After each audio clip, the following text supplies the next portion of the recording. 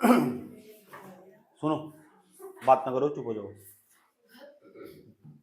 Indian geography का हमारा last chapter है, ये हमारा मिनरल एंड रिसोर्स, प्लस इसके साथ इंडस्ट्री भी जोड़ दियो, उद्योग। हिंदी में कहते हैं खनिज संसाधन एवं उद्योग। सही बात है।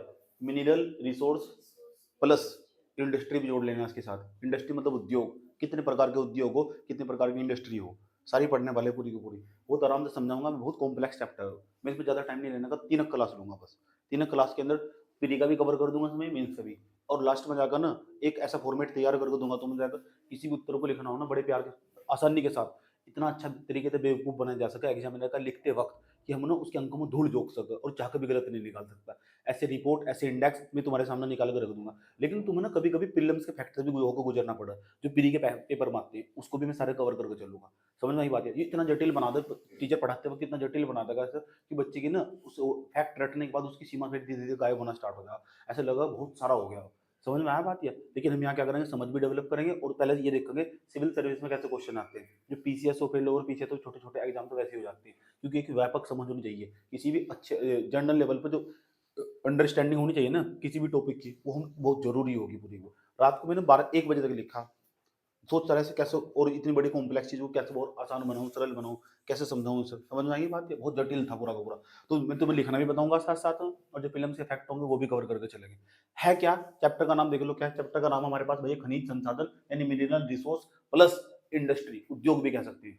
उद्योग में हमारे एग्रीकल्चर इंडस्ट्री आ गई, हमारे कृषि उद्योग आ गए हमारे पास, दूसरे नंबर पर आ गए हमारे पास। उसके बाद मैन्युफैक्चरिंग सेक्टर वाला विनिर्माण उद्योग जिसे हम कहते हैं। फिर तीसरे नंबर का टर्सरी सेक्टर, जो तृतीय क्षेत्र के जो उद्योग होंगे सारे आ गए। तो जितनी बातें मैं बताकर चलूंगा ना, इतनी बातें दिमाग में होनी चाहिए, क्योंकि मैं क्वेश्चन ओरिएंटेड बात करूंगा, यानी क्वेश्चन को ध्यान में रखते हुए, उसे सेंटर में ध्यान में रखते तब बात करूंगा। ऐसी कोई बात नहीं करने का। सही बात है, जो क्वेश्चन को छोड़कर उसके इर्द गिर्द उससे दूसरे सरकमफ्रेंस में जाती हो, दूसरी परिधि में एंट्री मार जाती हो। इसलिए हम जो बात करने वाले बड़े प्यार के साथ समझना, बहुत आराम आराम से। एक एक चीज, एक एक लाइन क्वेश्चन होगी, फिर सुनूंगा भी तुमसे।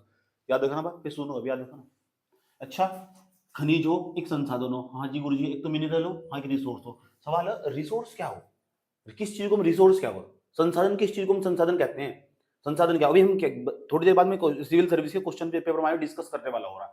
समझ? हिंदी इंग्लिश में बोल के बताऊंगा, हिंदी में बोल के बताऊंगा, समझाऊंगा फिर पूरा का पूरा क्वेश्चन क्या है। जैसे तुम क्वेश्चन समझ में आना स्टार्ट हो जाएगा तो तुम्हारा पता क्या होगा, तुम्हारा माइंड इस तरह काम कर रहा होगा, यार अगर मैं इस क्वेश्चन का आंसर नहीं लिख सकते ना, तो जो पीछे पढ़ाया गया ना वो सारा फेक। बेवकूफ बोलो तो कोई फायदा ही नहीं है ना उसका। कहाँ से मैं लिखना स्टार्ट करूँ, कहाँ से कितना पेपर में काम का, फिर प्रीलिम्स में कितना काम का होगा। तो मैं क्वेश्चन बताऊंगा, पहले से समझ लो। बताओ रिसोर्स क्या हो, किस चीज को हम रिसोर्स क्या हो, पता? संसाधन क्या हो, पता? संसाधन क्या हो, रिसोर्स क्या हो, क्या हो रिसोर्स? रिसोर्स कक्षा 7 की एनसीईआरटी परिभाषा में लिखी हुई है। मैं सब एनसीईआरटी सब जोड़ के पढ़ा हूँ। रिसोर्स उसे कहते हैं जो मनुष्य की बेसिक नीड्स को कंप्लीट करते हो, पूरा करते हो। मनुष्य की जो बेसिक नीड्स है ना, उसे उसके मनुष्य की जो मूलभूत आवश्यकताएं हैं उन्हें पूरा करने का काम करते हैं, उसे हम रिसोर्स कहते हैं, संसाधन कहते हैं। जो मनुष्य की आवश्यकताओं की पूर्ति करते हो उसे हम क्या कहते हैं? संसाधन। सही बात है। जो बेसिक नीड ह्यूमन की जितनी भी बेसिक नीड हो ना, उसे कंप्लीट करते हो, उसे पूरा करते हो, इसे करने का जो काम करते हो उसे बोलते हैं रिसोर्स, संसाधन।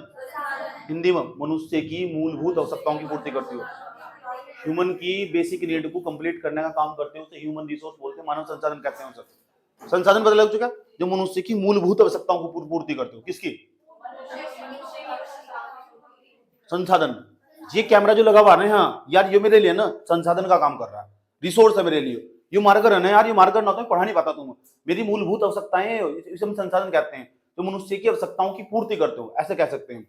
ठीक, जो मनुष्य की आवश्यकताओं की पूर्ति करते हो हम संसाधन कहते हैं, रिसोर्स कहते हैं। यार ये मेरे पास मोबाइल फोन है ना, मैं बात कर पा रहा हूँ ना, ये भी मेरे लिए रिसोर्स है यार, ये भी रिसोर्स है, संसाधन है।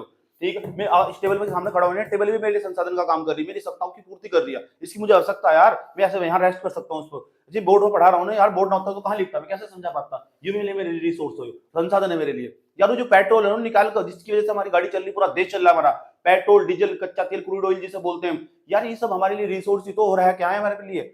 पता लग चुका रिसोर्स क्या हो, क्या ये मनुष्य की बेसिक नीड को पूरा करते हैं। बेसिक नीड का मतलब हमारे जो हमारे मूलभूत आवश्यकताओं को पूर्ति करने का जो काम करते हैं वो संसाधन कहते हैं। सर इसके सामने तो खनिज लगा दिया आपने, हाँ मिनरल लगा दिया, इन्हें खनिज संसाधन कह देंगे। यानी सारी बात खनिजों से रिलेटेड होगी, सारे के सारे खनिज संसाधन। पहले उन्हें बताओ संसाधन समझ में आया क्या? रिसोर्स समझ में आ चुका है। उसके बाद ये बताओ जो मिनरल है, अब वो समझाने की कोशिश करता हूँ। यार तुम आसपास अपने घर में जहां भी तुम बैठे हुए हो, जहां भी तुम क्लास देख रहे हो, तुम्हारे हाथ में फोन, हाँ सर फोन है, उसके बाद तुम्हारे पास आसपास जितनी सारी चीजें दिखाई दे रही, लोहे की वस्तु बनी दिखाई दे रही, स्टील की दिखाई दे रही, यार तुम कॉपर की दिखाई दे रही, यार वो बनी कैसे? सोचने वाली बात है ना, बनी कैसे? वो बनी पता किस तक? खनिज तक, मिनरल तक। वो खनिज को ना हम चट्टानों के अंदर से, रॉक्स के अंदर तो खोद के हमने निकालना उस, इससे भी सवाल पूछते हैं। रॉक्स थी, हमारी चट्टान थी, उसके अंदर तो खोद को उसे निकाल कर ले गए, उसकी साफ सफाई करी, वो ओर्स कहलाया। ओर्स, ओर्स को कहते हैं हिंदी में अयस्क। सब सुनकर याद रखना बात, ये हिंदी में इंग्लिश दोनों में याद कर लेना। ओर्स, अयस्क, अयस्क कहते हैं, उसे हमने साफ कर लिया। साफ कर लिया, अयस्क किसे कहते हैं? जिसकी साफ सफाई कर ली उस अयस्क कहते हैं। कभी कभी खनिज अयस्क की बन जा, कुछ तो साफ साफ ही आते हो वहीं से चट्टानों के अंदर से खोद के निकाल, तो मिनरल पता लग चुका है। तो जिनसे ना जो भी आसपास हमारे वातावरण के अंदर इतनी चीजें तुम्हें दिखाई दे रही चारों तरफ तुम्हारे, देखो घूम फिर के जहां तक तुम्हारी नजर जा रही, यार ये मोबाइल फोन के अंदर ना हजार चीजें लगी हुई इसमें, सही बात है, और वो किसी न किसी चीज की बनी हुई होगी। हर चीज जो तुम्हें दिखाई दे रही है ना डेवलप तो होकर तुम्हारे पास आई, उसमें खनिज का सबसे बड़ा योगदान है, मिनरल का सबसे बड़ा योगदान है। क्या तुम्हें पता भारत सरकार के पास क्रिटिकल मिनरल की कमी बढ़ चुकी? यस, हमने ना इतनी बुरी हालत हो चुकी है, काबिल कंपनी बनानी पड़ी, काबिल कंपनी। यार तुम्हारे पास ना जितने भी तुम इलेक्ट्रिकल व्हीकल यूज कर रहे हैं, जितने भी हमारे इलेक्ट्रॉनिक, जो देखा फूल कुमार हमारे गांव में रिक्शा लेगा उसके अंदर जो बैटरी लगी हुई है ना, उसके अंदर जो बैटरी बनाई जा हुआ, बैटरी के अंदर जो एलिमेंट डाला जा रहा, वो जिस खनिज से निकाला जा, वो है नहीं हमारे पास यार, है नहीं हमारे पास। वो लिथियम कहाँ हमारे पास? लिथियम के भंडार अब मिले वहां जम्मू कश्मीर में जाकर, बड़ी मुश्किल, तो पिछले साल ही जब मैं करंट अफेयर पढ़ा रहा था पिछले साल, अब मिले लिथियम के भंडार। हम ऐसे ऐसे बहुत सारे 24-25 के आसपास क्रिटिकल मिनरल यानी जो हमारे दुर्लभ खनिज जिसे कहते हैं, वे दुर्लभ खनिज है ना हमारे पास, वे उससे तो हमारा देश चलेगा। अगर वे खत्म हो गए तो खत्म। फूल कुमार की रिक्शा ऐसी खड़ी रहेगी यार, वह जो तुम्हारे पड़ोस में फूल कुमार है ना, उसकी रिक्शा ऐसी खड़ी रहेगी। क्यों? क्योंकि बैटरी नहीं है। बैटरी कहाँ से आ रही? बैटरी तो हमारे देश में बननी, उसकी असेंबलिंग हमारे देश में हो रही, लेकिन उसके लिए तो जो एलिमेंट यूज हो रहा है बड़ी मात्रा में लिथियम हो रहा है, उसे कहते हैं लिथियम आयन बैटरी। और जो मोबाइल फोन की भी ऐसी यही तो खास बात है। अच्छा, लिथियम आयन बैटरी बनाई जा रही, तो लिथियम तुम्हारे पास है ही नहीं, तो लिथियम किसी कैटेगरी में आगा, तो मिनरल की कैटेगरी में आगा। अच्छा, जो मिनरल की कैटेगरी में आता, मिनरल तुम्हारे पास है ही नहीं, और है ही तो फिर देश कैसे चलाओगे भाई? समझ नहीं बात यार। इसका मतलब इनकी तो जानकारी होनी बहुत जरूरी। क्यों? क्योंकि तो मनुष्य की आवश्यकताओं की पूर्ति करते हैं। सही बात। ये लड़की बैठी हुई तो कह रही फूल कुमार भैया मुझको ना हैदराबाद छोड़ दो। अरे हैदराबाद तो जब छोड़ देगा, कह रहा है इसमें तो मेरे बैटरी नहीं है। अब इसकी खोपड़ी काम करके बैटरी नहीं है, बैटरी के पीछे कारण नहीं पता क्या है। समझ में आई बात है? क्या कहा? पता लग गया? यो कारण है उसका, क्योंकि उसे चलाने के लिए बहुत जरूरी है उस बैटरी के अंदर एलिमेंट कौन सा यूज हो रहा है। बैटरी तो महज एक उदाहरण है, देश के कोने कोने के अंदर बहुत सारी चीजें जानना तुम्हें अवेयर होने चाहिए। You should be aware. सही बात यार, प्रत्येक व्यक्ति अवेयर होना चाहिए कौन कौन से मिनरल हमारे यहाँ काम कर रहे हैं और कौन कौन से देश को चलाने के लिए बहुत जरूरी है। जैसे स्टील, लोहा जिसे कहते हैं। सही बात यार, जो लोहा ना, ठीक है, वो तो कैसे देश को चलाने का काम करता है, कहाँ कहाँ उसकी इंडस्ट्री लगी हुई और कहाँ से निकाला जा रहा है, कौन कौन सी खाना है, कौन कौन सी माइन है, उसकी पूरी जानकारी होनी चाहिए। इसकी पेट्रोल की पूरी जानकारी होनी चाहिए, पता होना चाहिए तुम्हारे देश के अंदर पेट्रोल कहाँ कहाँ कहाँ कहाँ से निकाला जा रहा है, कैसे रिफाइनरी क्या हो, पेट्रोल बनाया कैसे जा रहा है, इसकी जानकारी साधारण मनुष्य क्यों नहीं होनी चाहिए तुम? इससे तो पूरा देश पेट्रोल तो चल रहा है, और कैसे चल रहा है? जो फोसिल फ्यूल है हमारे पास, ये खत्म होंगे तो गए तुम, इनकी पूरी जानकारी क्यों नहीं होनी चाहिए? तुम कर रहे हो तो तुम सिविल सर्विस की तैयारी क्यों नहीं जानकारी होनी चाहिए तुम्हें? पेट्रोल डीजल कच्चा तेल, भारत का सारा पैसा ही जा रहा। पेट्रोल डीजल कच्चा तेल, कोयला जिसे बोलते हैं, कोयला बोलते हैं, सारा पैसा भारत का जो आरबीआई है ना, ये आरबीआई है, उसकी टोकरी के अंदर रखे हुए $600 के आसपास, $600 रखे हुए, उस $600 बिलियन के आसपास, $600 बिलियन के आसपास में से यूं समझ जाओ सारा पैसा वो धीरे धीरे खाली हो जाएगा। अगर खाली होगा तो गया, जा रहा हो धीरे धीरे कम हो रहा है। क्यों हो रहा कम? कारण क्या है? हम बाहर से लेकर आ रहे कोयला, हम बाहर से कोयला मतलब कोयल, ठीक, जिसके बाद दूसरे नंबर पर हम क्या लेकर, पेट्रोल लेकर आ रहे, हम डीजल लेकर आ रहे, क्रूड ऑयल लेकर आ रहे, हम कच्चा तेल निकाल कर लेकर आ रहे, नहीं मिल रहा यार हमारे पास ये। क्या तुम इनकी सबकी जानकारी होनी चाहिए? और भारत का सारा पैसा वहीं खाली होगा। समझ बात यार। ये फॉरेक्स है ना भारत का, विदेशी मुद्रा भंडार जिसे कहते हैं, जो बॉस्किट है भारत की, आरबीआई की जो टोकरी है, RBI reserve bank of India, उसकी जो टोकरी है, भारत का केंद्रीय बैंक, सेंट्रल बैंक हो इंडिया का, उसकी टोकरी के अंदर जो सारा फॉरेक्स खाली होता चला जा रहा है। अब भी हालत बहुत बुरी है। सही बात यार। तो भारत का सारा पैसा जब खाली हो जाएगा तो स्थिति वही आ जाएगी जो 1991 में आई थी, 1991 में, वैश्वीकरण, ग्लोबलाइजेशन का फिर दो दौर आया था, इकोनॉमी गेट खोले थे, हालत इतनी खराब हो गई थी, 7-8 दिन के लिए पर्याप्त पैसा था हमारे पास टोकरी में। क्यों? क्योंकि हम किसी भी चीज को जब बाहर से खरीद कर लेकर आते हैं ना, ऐसी चीज नहीं है, सारी चीज तुम्हारे पास मौजूद हो। जब किसी भी चीज को तुम बाहर से खरीद कर लेके, बेटा हाथ में चाहिए डॉलर, लाओ डॉलर दिखाओ, लाओ, कहाँ तुम्हारे पास गांधी जी वाला नोट है ना, फैलो जा, इंडिया के बाहर निकलते तुरंत, लाओ डॉलर दिखाओ। क्योंकि डॉलर ने एक हार्ड करेंसी है और पूरी दुनिया में एक्सेप्टेबल है। डॉलर पूरी दुनिया को डोमिनेट कर रहा है। जो ग्लोबल ट्रेड हो रहा है ना, वैश्विक व्यापार हो रहा है, वो सारा का सारा डॉलर के अंदर हो रहा है। सही बात। अभी बात चली डी डॉलराइजेशन की, हिंदी में क्या कहते हैं? डी डॉलराइजेशन मतलब डॉलर को कम करना, पता नहीं समझ नहीं बात है, मतलब डॉलर का वर्चस्व कम करना। सही बात, डॉलर है ना वो तेजी के साथ ग्रोथ कर रहा है, उसको हिंदी में लिख दो डी डॉलराइजेशन। इसका मतलब है डॉलर का वर्चस्व कम होना चाहिए दुनिया के लेवल पर। समझना, पूरा सारा जुड़ा हुआ, सारा जुड़ा हुआ। एक चीज को, कोयले का क्या योगदान है, कहाँ कहाँ मिल रहा कोयला, कौन कौन सी खान, उसकी कौन कौन सी पेपर मारते हैं सवाल। मेन मकसद वही घूम फिर कर पेपर में जाना। सही बात है, ये तो सारी नॉलेज किसी काम की नहीं है। पता लग रहा है इतना बोलता चल जाऊं, मेरे पे इतनी नॉलेज में बोलते बोलते इसमें दिन निकाल दूंगा। सही बात है, लेकिन वो ही ना कुछ फायदा नहीं है ना, क्वेश्चन ओरिएंटेड बात करते हैं। बात करते हैं, अब आ जाओ क्वेश्चन को, क्वेश्चन कैसा उसके, क्योंकि सुनना पहले बहुत जरूरी है, समझना बहुत जरूरी है। अच्छा चलो आ जाओ।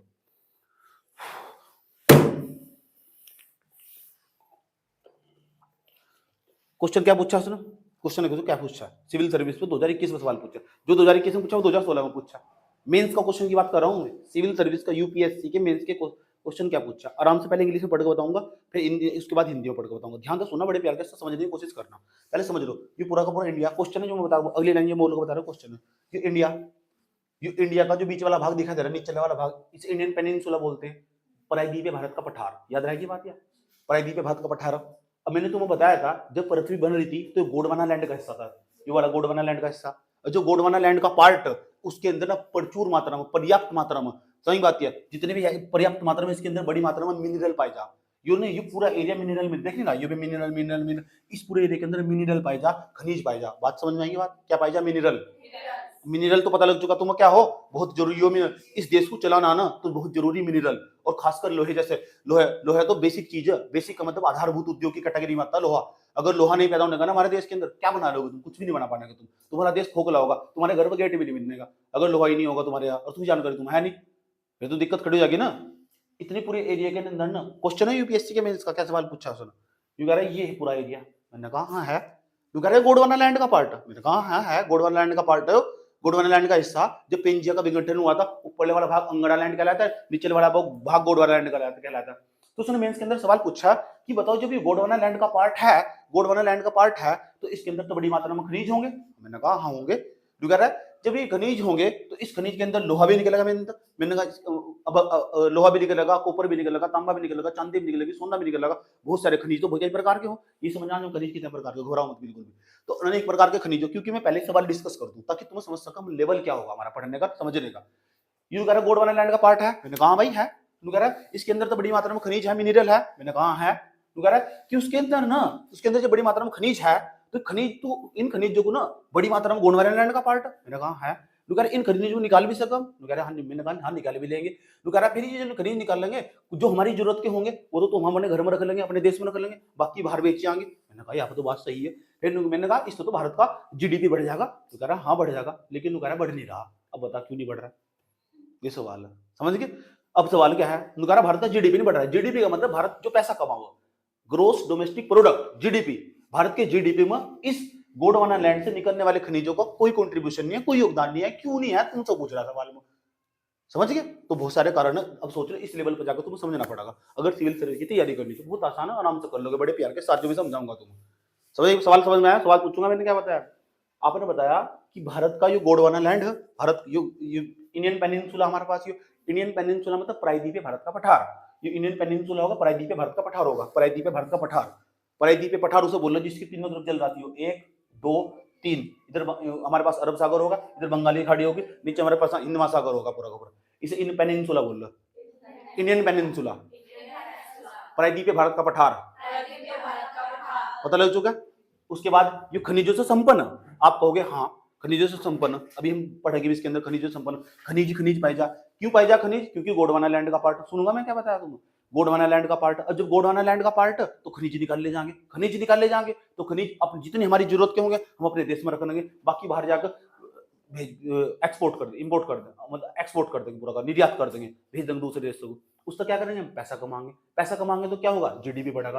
और जीडीपी बढ़ेगा तो इसका मतलब हम क्या करते हैं, सरकार की पॉलिसी तो अपने देश के पास ज्यादा से ज्यादा पैसा होना चाहिए। मैं क्यों पढ़ा रहा हूँ, मेरे पास ज्यादा से ज्यादा पैसा होना चाहिए। हमारे देश भी क्यों काम कर रहा है, उसके देश ज्यादा से ज्यादा पैसा होना चाहिए। क्यों पैसा क्यों जरूरी, अपने देश को चलाने के लिए क्यों जरूरी, क्योंकि जो हमारे पास तुम्हारे लिए वेलफेयर स्कीम चलाई जाएगी, नहीं कल्याणकारी योजनाएं चलाई जाएगी तुम्हारे लिए यार।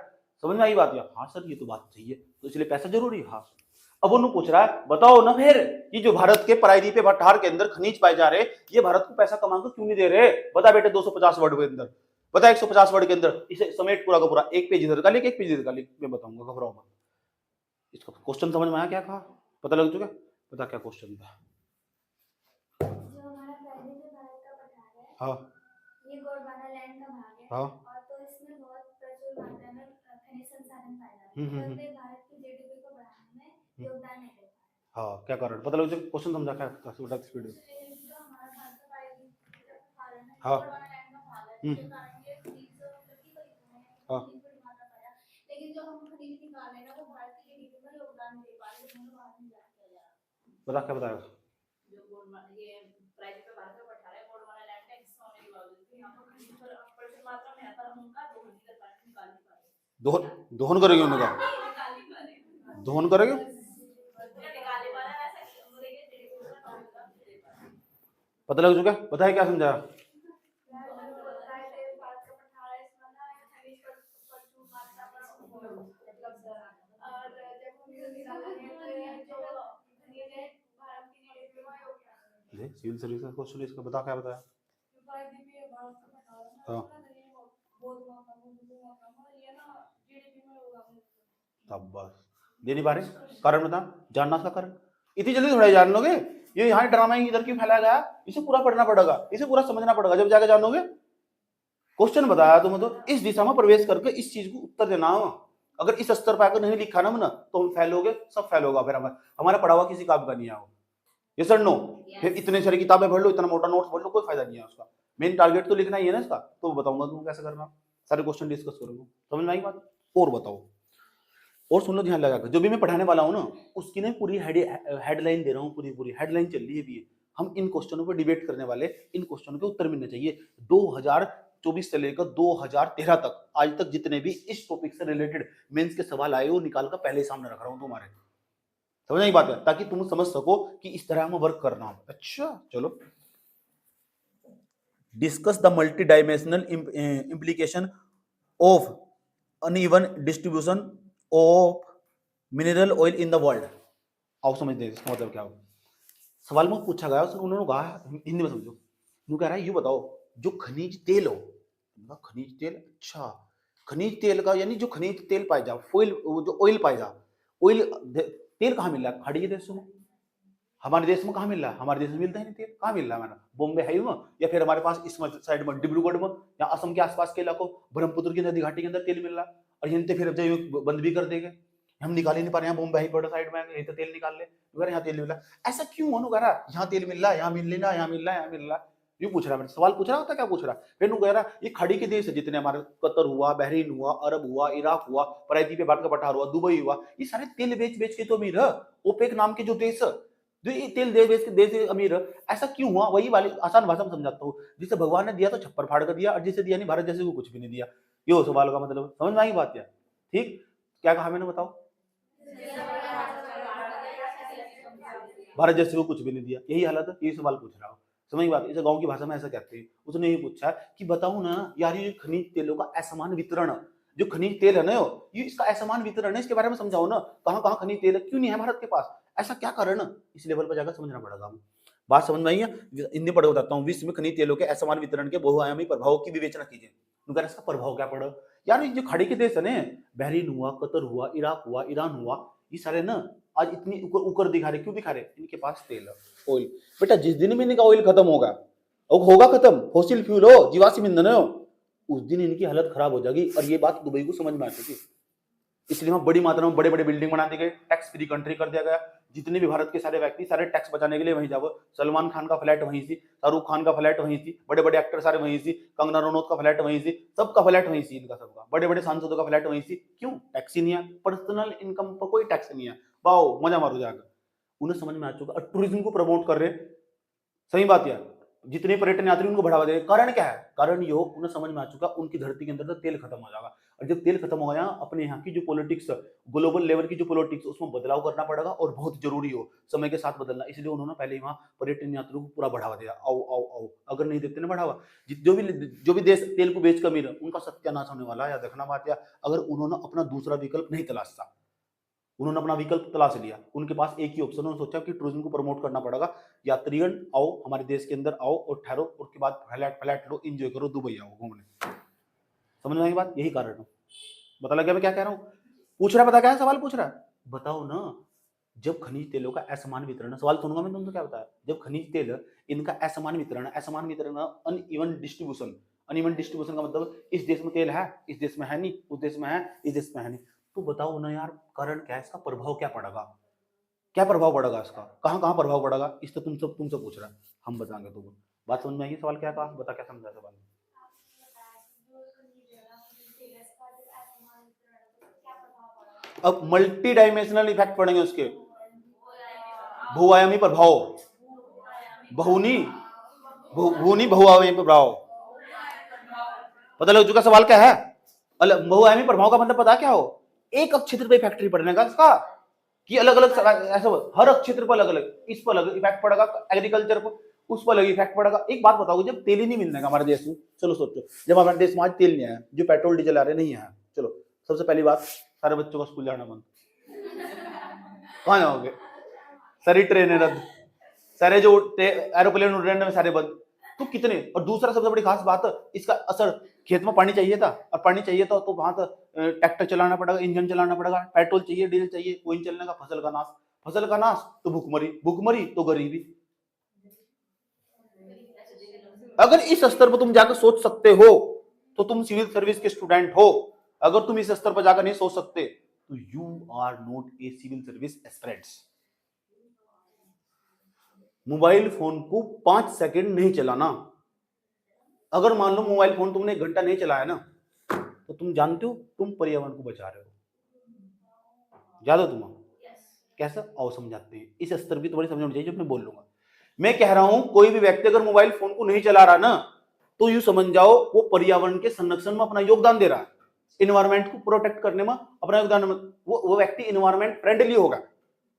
अरे कल को तुम्हारे मित्र का फोन है, यार तुम हमसे बात नहीं किए वे, कहा बात नहीं किए वे, तो तुम बताए क्या बोलोगे, नहीं मैं इन्वायरमेंट को प्रोटेक्ट कर रहा हूं और मैं इन्वायरमेंट फ्रेंडली हूं, और इसकी बुद्धि को समझने का प्रयास करते हैं, और समझते हैं क्यों, जैसे तुम फोन नहीं चलाओगे, हाँ सर फोन नहीं चलाएंगे, अब फोन नहीं चलाओगे तो क्या होगा, फोन चार्ज नहीं करना पड़ने का, और जब चार्ज नहीं करना पड़ने का तो जो बिजली ना वो बचेगी, और जब बिजली बचेगी, बिजली कहाँ से बननी, कोयले से बननी, और जो कोयला फिर कम जलाओगे तो उसके अंदर तो कार्बन कम मात्रा में निकलेगा, और जब कार्बन कम मात्रा में निकलेगा तो ग्लेशियर नहीं पिघलने लगे, ग्लेशियर नहीं पिघलने लगे, बादल फटने जैसी समस्याएं नहीं होने की, उसके बाद ये बाढ़ जैसी समस्याएं नहीं होने की, और जो हमारा तो जो क्लाइमेट चेंज है वो नहीं होने का। इसका मतलब जब भी तो मैं किसी से फोन पर बात नहीं करता, इसलिए मैं किसी का फोन नहीं उठाता, मैं इन्वायरमेंट फ्रेंडली हूँ। हम इतनी बात बताओ समझ, इस स्तर पर सोच सको, अगर इस स्तर पर सोच सको तो तुम जाकर सिविल सर्विस वाले बंदे हो, और नहीं तो तुम किसी लायक नहीं है, कूड़ा कचरा हो तुम।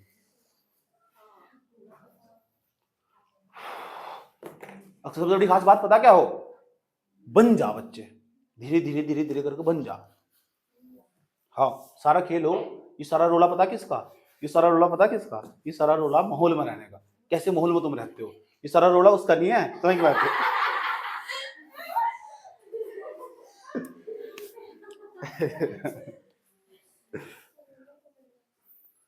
नेक्स्ट और सुनो, यू कह रहा है वर्तमान में लौह एवं इस्पात उद्योग कच्चे माल से, सुन लो, यू कह रहा देखो, अगर हम ना यहाँ छोटा नागपुर का पठार झारखंड के अंदर तो लोहा निकाला जा रहा है झारखंड के अंदर, मान लो कंपनी लगा रखी एमपी में जाकर, हमने कंपनी लगा रखी एमपी में जाकर, जहां से कोई चीज निकाली जाना उसे बोलते हैं स्रोत, सोर्स। जो कह रहा है जो भी हमारे पास यहाँ से कहीं भी, जो कह रहा है भारत के अंदर हमने ना जहां भी हमने, ये समझ जाओ जहां भी हमने उद्योग लगाया, जहां भी हमने इंडस्ट्री लगाई, जहां भी हमने कंपनी लगाई, वो कंपनी लगाई, और जहां से हम जो हो लोहा निकाल कर लेके आ रहे, लोहे के लिए हेमेटाइट मैग्नेटाइट ये खनिज निकाल कर लेके आ रहे, ये मिनरल निकाल कर लेके आ रहे, वो कंपनी इतनी दूर क्यों बनाई उस तब ना, एक जगह नहीं है पूरे भारत में लगभग ऐसा ही है। ऐसा क्या कारण ना कि बताओ ना, कि जो उद्योग है वो उनके स्रोतों से दूर क्यों रखे जा, जितनी भी इंडस्ट्री है वे जितनी भी इंडस्ट्री हमने बनाई, सही बात है, लोहा इस्पात की इंडस्ट्री, लोहा और स्टील वाली आयरन स्टील उद्योग, आयरन स्टील इंडस्ट्री, जितने लोहा इस्पात उद्योग, वे सारे के सारे उद्योग वे हमेशा उनके स्रोत जहां उनका कच्चा माल प्राप्त हो रहा है उनसे काफी दूर क्यों रखे गए। बात समझ में आ रही, मैं पूछूंगा तुमसे सवाल आया भी तुमसे पूछने, नहीं समझाएगा ना चाटा इधर लगेगा इधर चपेगा, ध्यान तो सुन लेना अच्छे तरीके से। अरे भाई मान लो हमने एमपी के अंदर तो कोई, एमपी के अंदर तो मध्य प्रदेश है, मध्य प्रदेश के अंदर तो कोई भी चीज हम निकाल कर लेके आ रहे हैं, मान लो हमने यहाँ राजस्थान के अंदर तो हमने कॉपर निकाल के ले आए, खेतड़ी के अंदर था, खेतड़ी पड़ा वहां से, खेतड़ी के अंदर था हम निकाल के लेके आ रहे कॉपर।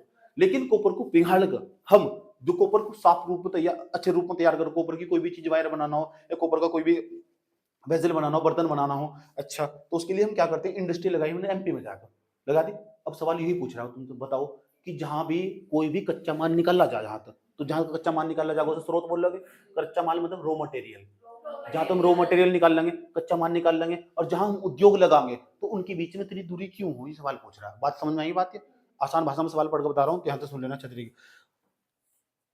वर्तमान में लौह एवं इस्पात उद्योगों की कच्चे माल के स्रोत से दूर स्थित उदाहरणों का वर्णन कीजिए। सही बात है, दूर स्थित उदाहरणों का वर्णन कीजिए, यानी ऐसे बहुत सारे उद्योगों के नाम भी बताने तुम, और बताना तुम कि उद्योगों के नाम पता होंगे जब तो लिखोगे, जब उद्योगों के नाम ऐसे कौन कौन से तो बताने तुम, दूर क्यों रखे जा रहे ये भी बताना तुम, दूर तो स्थिति का वर्णन करना, क्यों दूर है इस तक। सही बात है। ये आसमां के तारों सा तू मुझसे दूर क्यों है, सुना गाना, बस यहाँ इंडस्ट्री आ जाएगी। देखो पता लग चुका है। अरे iron steel industry raw material जहां से निकल कर चला रहा है, उनके बीच में दूरी क्यों है, ये सवाल पूछा। कब पूछा है? सर जी 2020 में पूछा, और यही सवाल 2016 में पूछ रखा जाएगा, सेम सवाल। बात समझ में आई है? चलो बता क्या बताया। जो हमारे लोग इस्पात उद्योग हैं, हाँ उनके स्रोत कच्चे माल के, कच्चे माल के जो स्रोत हैं, हाँ उनकी कंपनी तो दूर है और उनके जो स्रोत हैं वो दूर है, तो उनके बीच में दूरी क्यों है? हाँ कितने वर्ड में पूछा? 150 वर्ड में। बात समझ में आई है? ठीक, इसका भी उत्तर हम खोजने का प्रयास करना आने वाले टाइम पर, क्वेश्चन का तो डिस्कस करने वाले होंगे। यस और नो? बता क्या सवाल था। सवाल हमारा ये है कि जो हमारे लोग इस्पात उद्योग हैं, हाँ जो उनके कच्चे माल के स्रोत हैं, वे एक दूसरे से कितनी दूर स्थित हैं। चलो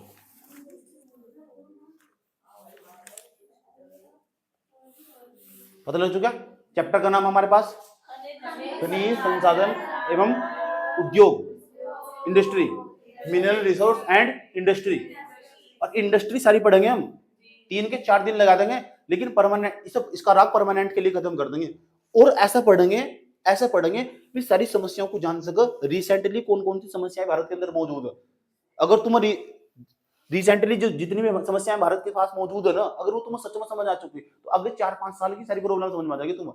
कौन कौन सी पॉलिसी अभी काम कर रही, कौन कौन सी नीतियां भारत सरकार ने बनाई, भारत सरकार किस दिशा में अभी काम कर रही, वो कनेक्ट करके वो समझाना पड़ेगा तुम्हें। समझ नहीं बात है?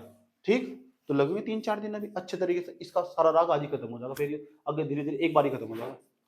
अच्छा और चलते हैं, इसमें क्या रखा है, discuss the factor for localisation of agro based food processing industry. Agro based food processing industry, कृषि आधारित प्रसंस्करण उद्योग, कृषि आधारित खाद्य प्रसंस्करण उद्योग, इसे कहते हैं agro based food processing industry. इसका मतलब जानते हो क्या हो, इसे कुछ आसान भाषा में समझो। ठीक, उसने कहा कि स्थानीयकरण के कारकों पर चर्चा कीजिए। इसका एक बड़ी इंपॉर्टेंट बात बताने जा रहा हूं तुम्हें। अभी जो उदाहरण बताऊंगा ना, यही बात मैं इकोनॉमिक्स पढ़ाते वक्त याद तुम्हें। यार एक बात बताओ कर एक तुम, ठीक, किसान हमारा काम कर रहा है, किसान ने ध्यान से सुनना मेरी बात को, किसान ने खेत के अंदर गेहूं पैदा करा, हाँ सर पैदा करा, 1 बोरी गेहूं निकाल रहा उसने, हाँ सर निकाल रहा। वो प्राइमरी सेक्टर में काम कर रहा, प्राथमिक क्षेत्र में काम कर रहा हो, उन्होंने पूरी मेहनत करी, जी जान लगा दी, हाँ सर लगा दी। उसके बाद पता क्या हुआ, इतना सा गेहूं 1 किलो गेहूं निकाल कर ना शहर वाले खरीद कर शहर में ले गए। वहां उसने क्या करा, वहां उसने कंपनी लगाई, 1 किलो गेहूं का उसने बिस्किट बनाया पार्ले जी का, सही बात है, पार्ले जी बिस्किट का पैकेट बनाया, और यहाँ लाकर 1 किलो का जो बिस्किट का पैकेट था उसने ना उसे कन्वर्ट करके पता कहाँ भेज दिया, हमारे गांव में। फिर हमारे यहाँ के बच्चों को लाकर बैठ रहे जाकर उसने 1 किलो, यहाँ से 1 किलो अनाज, 1 किलो अनाज लेगा था 20 रुपए का, वो पल्ली तरफ से बना के लेकर आया बिस्कुट का पैकेट में भरकर 100 रुपए का। फायदा किससे हुआ, किसान को हुआ जैसे शहर वाले को हुआ। क्या ऐसा होना चाहिए, कैसा होना चाहिए, नहीं होना चाहिए। उन्हें किसका हक मारा, किसान का हक मान लिया। मैंने कहा उत्तर तो तुम्हारे मुंह से निकलवा लूंगा मैं, समझ में, उन्हें किसान का हक मार लिया नहीं मार लिया। क्या तुम चाहते हो ऐसा होना चाहिए? यही बात, यही सवाल है, सवाल यही है। जो जिसने सवाल बनाया ना उसके दिमाग में यही सवाल चल रहा था, उसका समझने का तरीका अलग है, मेरा अलग है। बात समझ में क्या कहा मैंने, तुम इसे कुछ आसान भाषा में समझो। यार हमारे गांव का जो किसान है, यार हमारे गांव का किसान है ना, सही बात, जो हमारे गांव का किसान है उसने पता क्या लगाई, उसने लगाया अपने खेत के अंदर आलू, 1 बोरी आलू निकाल रहा, एक आलू दिखा, एक आलू कितने का होगा यार बताओ, कितने का होगा? उसके अंदर ना एक पूरा चिप्स का पैकेट बन जा 10 रुपए का, एक आलू हमारे यहाँ ऐसे पड़ा है पूरा का पूरा, उसके अंदर साफ करके ना एक आलू चिप्स, चिप्स हमारे गांव में बन रहे हैं या शहर में बनने होंगे? शहर द्वितीय का क्षेत्र में, वो सेकेंडरी सेक्टर है नहीं, वो सेकेंडरी सेक्टर नहीं हो, द्वितीय का क्षेत्र हो। जो जितनी भी गांव में एक्टिविटीज हो रही प्राइमरी सेक्टर में हो, प्राथमिक क्षेत्र में हो। यार ये प्राथमिक क्षेत्र के अंदर वो बेस पूरा का पूरा फायदा उसको तो नहीं हुआ किसान को।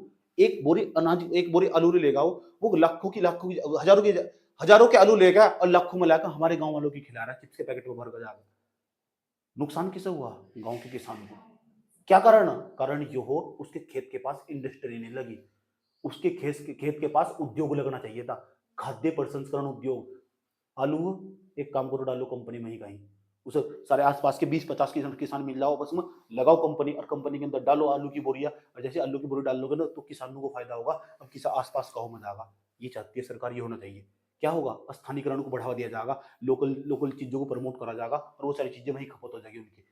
उसका क्या होगा? बेनिफिट ये होगा, हमारे जो किसान है ना, जिसे अन्नदाता कहते हैं, वो एक बहुत बड़ी समस्या से जूझ रहा है। मैंने कहा ना, हमारे देश का किसान वेंटिलेटर पर काम कर रहा है, और जब वेंटिलेटर पर काम कर रहा है ना, तो कारण यही होगा, पता क्या होगा? तो उसकी स्थिति को मजबूत करने के लिए बहुत जरूरी होगा food agro based food processing industry को बढ़ावा दिया जाए, कृषि आधारित प्रसंस्करण उद्योग को बढ़ावा दिया जाए। यही हो कृषि आधारित प्रसंस्करण उद्योग, यही चाह रहा राइटर जिसने क्वेश्चन बनाया। पूछूंगा मैंने क्या बताया, दोबारा समझा रहा हूँ एक बार, पक्का याद रहेगी बात क्या? ठीक है, उन्होंने तुम उदाहरण समझ में बैठेगा मुझे तो जरूरी है। क्या जरूरी क्या है देश के अंदर? क्या agro based food processing industry होनी चाहिए, नहीं होनी चाहिए? कृषि आधारित प्रसंस्करण खाद्य उद्योग, कृषि आधारित खाद्य प्रसंस्करण उद्योग, कृषि आधारित खाद्य प्रसंस्करण उद्योग, इंग्लिश में agro based agriculture food processing industry, agro based food processing industry. याद रहेगी बातें, बोल के दिखाओ। प्रोसेसिंग इंडस्ट्री, कृषि आधारित खाद्य प्रसंस्करण उद्योग। पता लग चुका? क्या तुम चाहते हो किसान के खेत के पास वो कंपनी लगनी चाहिए? यस और नो? जो मैंने सोचा ना वही तो, वो जो लिखने वाला था वही तो सोच रहा हो। अब बताओ, अरे भाई शहर वालों, मैं तुम्हें कहना चाहता हूँ, आज तुम जितना भी मजा मार रहे हो, मेरे गांव का किसान, यानी जो आम जितने भी गांव है, वो किसान है ना, वो पाल रहा पूरे देश को, और तुम उसे इग्नोर करोगे। क्या करते हो तुम? उसके ऊपर वाटर कैनन चलाते हो, उसके ऊपर तो आंसू गैस के गोले दागते हो। बहुत बड़ी देश की स्थिति बहुत दयनीय है। जितने भी नेता लोग सारे मजा मार रहे, एसी में बैठकर हवाओं में खाना बहुत आम बात है। किसान 2 साल से आंदोलन कर रहा है, बार बार कहता हूँ, 2 साल से किसान आंदोलन कर रहा है। उसकी डिमांड क्या है, उसको किसी ने ध्यान नहीं दिया। जितने भी सेकेंडरी सेक्टर में, टर्सरी सेक्टर में कंप्यूटर बैठ के टिक टिक कर रहे हैं, टिक टिक टिक टिक टिक, शाम के टाइम डेली खाना खाने जा। सही बात है, सारा का सारा पूरी इंडस्ट्री एक किसान उगाना बंद कर। पंजाब हरियाणा का किसान पूरे देश को खाना नहीं, पूरी बाहर के लोगों को भी खाना खिला रहा जाकर। इतनी चीजें पैदा कर रहा हो, आंदोलन कौन कर रहा? वहीं का किसान आंदोलन कर रहा। क्यों? उसकी इनकम नहीं बढ़ पा रही। सरकारी कर्मचारियों की इनकम तेजी के साथ बढ़ रही, हर साल बढ़। किसान की इनकम आज भी भाई है।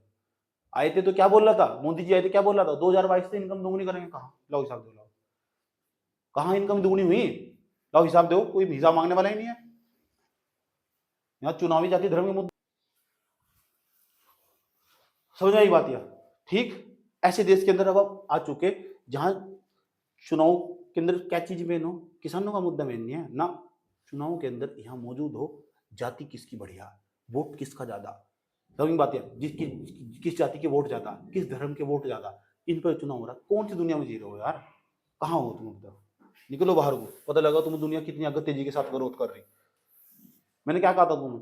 चाइना 400 बोगी का ट्रेन बना चुका, 400 बोगी का ट्रेन, और वो अपना सामान ना इस दक्षिणी चीन सागर को छोड़कर ना ऊपर से वही यूरोप में पहुंचा देगा, वहीं से और बहुत फास्ट ट्रेन चलेगी, और उसकी प्लानिंग चल रही है अभी। उसके पीछे 200 बोगी और जोड़ दो। अब सोच लो तुम किस लेवल पर काम कर रहा है। और हम किस चीज पे लड़ रहे हैं? जाति धर्म विश्वास, बस यहाँ धर्म को बचा रहे। अभी 50 साल और धर्म को बचाओगे तुम, धर्म को जाति को बचाओगे। मजा कौन ले रहा है यहाँ? नेताओं के बच्चे, नेताओं के बच्चे मजा ले रहे हैं सबसे ज्यादा। सही बात है, सब तो विदेश में पढ़ रहे बैठ कर। कौन मर रहा? हमारे तुम्हारे जैसे आदमी, गरीब आदमी। चले, और क्या सवाल समझ में आया? दोबारा समझाए? समझ गए पक्का? 100% बता क्या सवाल समझ में आया? स्थानीयकरण किया जाना चाहिए। कृषि आधारित उद्योग उनका स्थानीयकरण होना चाहिए, नहीं होना चाहिए? लोकल लेवल पर बढ़ा देना चाहिए। क्या कंपनी शहर में खुलनी चाहिए क्या? नहीं खुलनी, कहाँ चलनी चाहिए? मेरे गांव का रामपाल जो किसान है उनके खेत में कंपनी लगनी बहुत जरूरी, फैक्ट्री लगनी जरूरी। आलू की जो चिप्स बनाए जा वहीं लगने चाहिए, ये सर नो वहीं बनने चाहिए। आलू के जो चिप्स बनाए जा रहे हैं ना वो वहीं बनने चाहिए। रामपाल को भी फायदा होगा, मेरे गांव वालों को भी फायदा होगा, और इन जो रामपाल की इनकम बढ़ चुकी होगी। रामपाल हर वो रामपाल, देश के हर वो व्यक्ति जो किसान उसका नाम रामपाल लग जाए। ये सर नो?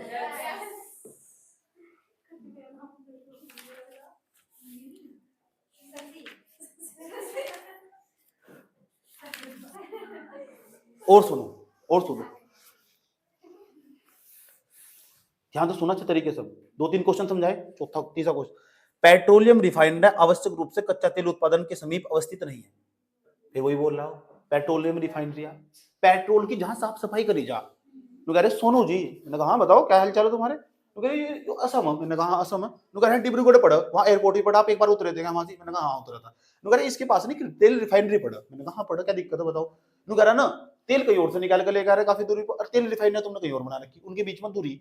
मैंने कहा ये तो वही सवाल है जो पहले था। कह रहा हाँ हाँ वही वही वही वही वही, वो आयरन स्टील में था, यहाँ पेट्रोल रिफाइनरी में पूछ लिया, समझ गए? तो कह रहा बताओ दूरी क्यों रखी जा? मैंने कहा अच्छा पीवाई क्यों नहीं करना था, हम पीवाई की जाते तो पहले ये हाल ना होता। अच्छा, पेट्रोलियम रिफाइनरी आवश्यक रूप से कच्चा तेल उत्पाद के स्रोत के समीप अवस्थित नहीं है। क्यों? सवाल पूछ रहा है क्यों? क्या तो ये सवाल पूछ रहे क्या हो? पेट्रोलियम रिफाइनरिया देश के अंदर अभी 2 तो बननी और 25 के आसपास, 25 के आसपास, लगभग 25 के आसपास रिफाइनरिया काम कर रही है। रिफाइनरिया क्या हो पूरा टैब के अंदर वीडियो दिखाऊंगा कैसे तेल साफ हो, सभी कच्चा तेल निकाल गया। यस और नो? कैसे उसका पेट्रोल बनाया जाए, कैसे डीजल बनाया जाए, कोनो प्रॉब्लम छो? कैसे प्राकृतिक गैस बनाए, नेचुरल गैस कैसे बनाई जाए, और कितने काम की कितने सवाल आते हैं। होए कोई प्रॉब्लम? ठीक है। विशेषकर अनेक विकासशील देशों में, जितने गरीब गरीब देश है ना, गरीब गरीब देश, उसमें ऐसा क्यों बनाया जा, ऐसी इंडस्ट्री क्यों लगाई जा जहां तक रॉ मटेरियल निकाल के लेके आ रहे हैं, कच्चा तेल निकाल के लेके आ रहे हैं, और जो उसकी फैक्ट्री वो काफी दूर लगाई जा।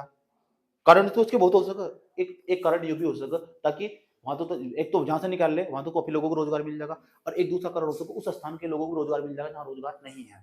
एक कारण हो सकता, एक कारण है, एकमात्र कारण नहीं है, और भी बहुत सारे कारण हो सकते। यही पेपर में तुम्हें लिखने पड़े और क्या कारण हो सके। सही बात हो सकता है वहां के स्थानीय लोग विरोध भी करते हो, ये भी कारण हो सकता ना। लोकल लोग, अगर तुम यहाँ रिफाइनर लगाओगे तो केमिकल हो जाएगा, पानी खराब हो जाएगा, फलाना हो जाएगा, ढिमका हो जाएगा, पर्यावरण का जो इन्वायरमेंट को प्रोटेक्ट करने के लिए वे लोग करते हैं। ऐसे यहाँ भगवानपुर के अंदर ना बहुत सारी इंडस्ट्री लगी थी, बंद होगी, बड़े बड़े प्लांट लगे थे हांगकांग के अंदर। यहाँ कल परसों में अपने मामा के साथ बात करा था ना, वहाँ 11 के आसपास गाँव इंडस्ट्रियलाइज हो, वहाँ पूरा का पूरा जो औद्योगिकरण हो रखा है, इंडस्ट्री वाला इलाका पूरा का पूरा, तो वहाँ बहुत सारे उद्योग इस तरह बंद हुए, लोकल लोगों ने वहाँ उसका विरोध कर दिया। समझ नहीं बात, या जहाँ प्लांट लगाए लगे थे, समझ गए ना? तो ये कारण भी हो सकता है। 2 कारण तो मैंने तुम और बता दिए, तीसरा कारण भी हो सकता है। तो जब हम अगर बात करेंगे, डिस्कस करेंगे, तो बहुत सारे कारण हो सकते हैं। अपने दिमाग को इस तरह चलाना सीखो, जब जाकर तुम सिविल सर्विस के छात्र हो, सुनने की क्षमता डालनी पड़ा। यूनिया की फैक्ट फैक्ट फैक्ट फैक्ट, अभी मैं तो सारा खत्म कर देता पूरा का पूरा। सही बात, लेकिन उस स्तर को तुम्हारी समझ ना डेवलप हो पाती अगर मैं इसका सवाल ना डिस्कस करता, क्योंकि जिस चीज से मुझे लड़ रहा हूं मैं पहले ही बता देता हूँ। पता लग गया ना क्या है? अभी तुम्हारे दिमाग में पड़े रहेंगे सवाल, अच्छा इस स्तर पर जाकर सवाल पूछो, कॉपी उठाकर पढ़ोगे ना, इस तरह रिलेटेड अंकों के सामने तैरने स्टार्ट हो जाएंगे। बात समझ में आई क्या कह रहा हूं?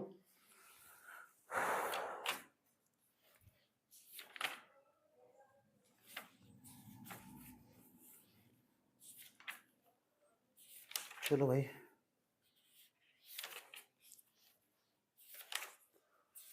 और सुनो, विश्व में लौह एवं इस्पात उद्योग के स्थानिक प्रतिरूपों के विवरण पर चर्चा दीजिए। ये आएगा फिर सवाल लौट कर, लौह इस्पात उद्योग, आयरन स्टील इंडस्ट्री के बारे में पूछ रहा था सवाल। जो डिफिकल्ट है वो समझाऊंगा। ध्यान से सुनना, देखो जहां उद्योग की बात आ जाएगी, जहां खनिज की बात आ जाएगी, जहां तेल की बात आ जाएगी, जहां इंडस्ट्री की बात आ जाएगी, यही यूनिट होगा, इसलिए पढ़ के लिखा जाएगा। ऐसा एक कॉमन तुम्हें इंट्रोडक्शन तैयार करके दूंगा। कोई भी उद्योग वाला सवाल आएगा तो उद्योग वाले बेटा ही लिखना, 4 लाइन रट्टा मार लो फटाफट। और जब एग्जाम में पढ़ेगा ना तुम्हारा, इंग्लिश में हिंदी में भी, जब एग्जाम में पढ़ेगा ना सोचो यार क्या गजब की लाइन है, ऐसी तो मैं सोच ही नहीं सकता था। सही बात है, उन्होंने पता इसके पीछे किसका माइंड यूज हो रखा है। सही बात है, तो आराम से लिखकर तैयार कर लेगा पहले से। कोई रिपोर्ट होगी, आर्टिकल होगा, अपडेट कैसे करना वो बता दूंगा पूरा, 2 ही पेज का नोट्स होगा बस पूरा। ठीक है, लेकिन पहले समझना पड़ेगा। समझ आई बात है, पहले समझना पड़ेगा। उसके लिए तो कभी भी लिख दोगे आराम से जाकर, बड़े प्यार के साथ लिख दो। Do you agree? तो कह रहा आप सहमत हो? मैंने कहा किस चीज से? तो कह रहा there is a growing trend of opening sugarcane mills. तो कह रहा चीनी जो उद्योग है ना यार, शुगर कैन जो मिल्स, जो चीनी उद्योग है वो तेजी के साथ ग्रो कर रही है भारत के दक्षिणी, उनकी प्रवृत्ति बढ़ रही है। मैंने कहा कहां से? तो कह रहा साउथ के अंदर, the southern south state in of India. तो कह रहा साउथ के अंदर ना, साउदर्न स्टेट उसके अंदर, दक्षिण भारत के अंदर ना चीनी मिल खुलने की प्रवृत्ति बढ़ रही है। मेरे तो पूछ रहा है, ये करंट अफेयर का सवाल होगा, इसलिए थोड़ा थोड़ा करंट से अपडेट रहना पड़ा। और जब सिविल सर्विस का छात्र हो, ऐसा हो ही नहीं सकता करंट अफेयर ना पढ़ता हो। पता लग गया ना? नुकरा एक टेंडेंसी बढ़ रही। मैंने कहा क्या बढ़ रही? नुकरा दक्षिण भारत है ना, इसके अंदर बड़ी मात्रा में चीनी उद्योग या चीनी मिल खुलने की प्रवृत्ति बढ़ रही है। तो उसका कारण बता रहा। मैंने तो पूछ रहा क्या कारण है इसका? नु पूछ रहा है क्या कारण है इसका? न्याय संगत विवेचन दीजिए। सही बात है, डिस्कस विद द जस्टिफिकेशन। ये क्या रखा सवाल में, समझ गए? ऐसा क्या कारण हो सका? एक कारण तो हो सका, क्यों? क्योंकि सरकार ने बताया क्या कहा था, उन्होंने कहा था जब हम पेट्रोल बनाएंगे ना, तो पेट्रोल का दाम कम करने के लिए, ताकि हम पेट्रोल को ज्यादा खरीद कर ना लाना पड़ा, इस पेट्रोल के अंदर हम जो गन्ना हो ना, गन्ने तो जो चीनी बना रहे थे, समझ की बात है, ये तो चीनी मिल तो बढ़ेगी। चीनी मिल क्यों बढ़ रही है? क्योंकि इस पूरे एरिया के अंदर ना बड़ी मात्रा में एक तो फसल का उत्पादन अच्छा हो रहा होगा, एक कारण होगा, जब तो चीनी मिल खुल रही ज्यादा, एक तो चीनी मिल खुल रही, और दूसरा ये भी है, ऐसे भी कह सकते इस पूरे एरिया के अंदर जो हो, अब ना वो एथेनॉल के अंदर, एथेनॉल को ना पेट्रोल में मिलाने की बात चल रही थी। सही, एथेनॉल को पेट्रोल में मिलाने की बात चल रही थी, तो वहां तक कुछ रॉ मटेरियल निकालते होंगे, उसके अंदर डालते होंगे। समझ में आई बात है? ऐसे एक कारण ये भी हो सकता है। तो बहुत सारे कारण है इसके, जब हम आगे पढ़ाएंगे ना तो उसके बारे में चर्चा करेंगे। ऐसा क्या कारण होता है, बस तुम्हें बताया इस तरह के सवालों से तुम गुजरना। जब भी तुम्हारा ऐसा सवाल आया, ऐसा बात खनिज से संबंधित किसी सवाल में, तो वही उत्तर लिखना जो मैं बताऊंगा तुम्हें। बात तुमसे पूछा खनिज मतलब मिनरल, तुमसे पूछा बताओ कि पेट्रोल के बारे में पूछा, पेट्रोल के बारे में, पेट्रोल रिफाइनरी के बारे में, क्योंकि देश का यार बहुत फ्यूचर इसी चीजों में तो बर्बाद हो रहा है देश का। देश कहाँ बर्बाद होगा? देश के पास नहीं है यार मिनरल, खनिज नहीं है, जो महत्वपूर्ण खनिज है ना वो नहीं है हमारे पास यार। हम दूसरे से खरीद के लेके आ रहे हैं, जब खरीद के लेके आएंगे तो भारत का पैसा सारा वहीं भाग जाएगा। जब भारत का पैसा वहां खरीदने भाग जाएगा तो तुम्हारा डेवलपमेंट कैसे करेंगे बताओ? तुम्हारी सीधी शिक्षा कैसे मुफ्त कर देंगे हम? समझ में आई बात यार? पता लग चुका है? तो भारत का सारा पैसा तो वही बर्बाद होगा यार। उसके बाद तो हम क्या होगा, तुम बनोगे कल को प्रशासक, जब प्रशासक बनोगे तो तुमसे क्या उम्मीद करी जाएगी? ये उम्मीद करी जाएगी बताओ एक खनिज भारत के अंदर क्या करो, क्या विकल्प हो सके। जो तुम मेंस का आंसर लिखो तो क्या लिखो, वहां सुझाव लिखो, ये सुझाव है मेरा। तुम्हारे पास सुझाव ही नहीं है, सुझाव तो बाद में होगा, तुम्हारा दिमाग इस तरह का काम नहीं कर पाया। नहीं समझ में आया मैं क्या बोल रहा हूं? इसी तरह तो सोचना पड़े, जिस एग्जाम की हम तैयारी कर रहे हो उसके इक्विवेलेंट आए नहीं आए, हम उसके तुल्य आए नहीं आए, बराबर आए नहीं, उसके नहीं आए ना, तो जब तक नहीं आते ना तब तक तैयारी करो, पढ़ो सब धीरे धीरे। इंसान पता ना धीरे धीरे से लेकिन चलते रहना चाहिए। कभी भी जिंदगी में मैं एक ही बात हमेशा कही बच्चों से, हमेशा हर बच्चे से एक ही बात कहता हूं मैं, कभी भी यार तुम ना आराम आराम से बड़े प्यार के साथ, पता वो खरगोश और कचरे वाली कहानी थी बात यार, तुम कचरे की चाल चलो लेकिन जिंदगी में कभी अपनी पढ़ाई ना रोको। आज जो भी तुम हो ना, जिस स्थिति में हो, बताओ कि तुम कौन हो, तुम उस नॉलेज के साथ जी रहे हो जो तुमने पिछले 8-10 सालों के अंदर ग्रहण करी। समझ में आया बात यार? इसीलिए पढ़ाई करनी यार बहुत जरूरी हो। ये कभी भी मायने न रखता तुम्हारी एज क्या है, कभी भी कोई नहीं पूछने का तुम्हारी एज क्या है, ये जरूर मायने रखो तुम कौन सी नॉलेज के साथ अभी वर्तमान समय में जिंदा हो। समझ में आया बात? या कौन सी नॉलेज तुम्हारे पास है, क्या वो तुम्हारे पास सोशल मीडिया का ज्ञान है, क्या फिर एकेडमिक ज्ञान तुम्हारे पास हो, या फिर एक्सपीरियंस वाला ज्ञान, अनुभवी ज्ञान तुम्हारे पास हो। ठीक, तो वो बहुत ज्यादा मायने रखो। ठीक, इसलिए कह रहा हूं तुम। अच्छा और बताओ सर, मजा आ रहा, खोपड़ी में बैठ रही बात, क्या कह रही? एक सवाल और, भारत में अति विकेंद्रीकृत सूती कपड़ा उद्योग, टेक्सटाइल इंडस्ट्री पर सवाल पूछ रहा है, टेक्सटाइल इंडस्ट्री पर, कपड़ा उद्योग के बारे में, और वो भी पता कौन सी? सूती वस्त्र कपड़ा उद्योग वाला। Analyse the factor of highly decentralisation cotton textile industry, cotton कहते हैं सूती कपड़े को, कॉटन ही तो बोलते हैं सर।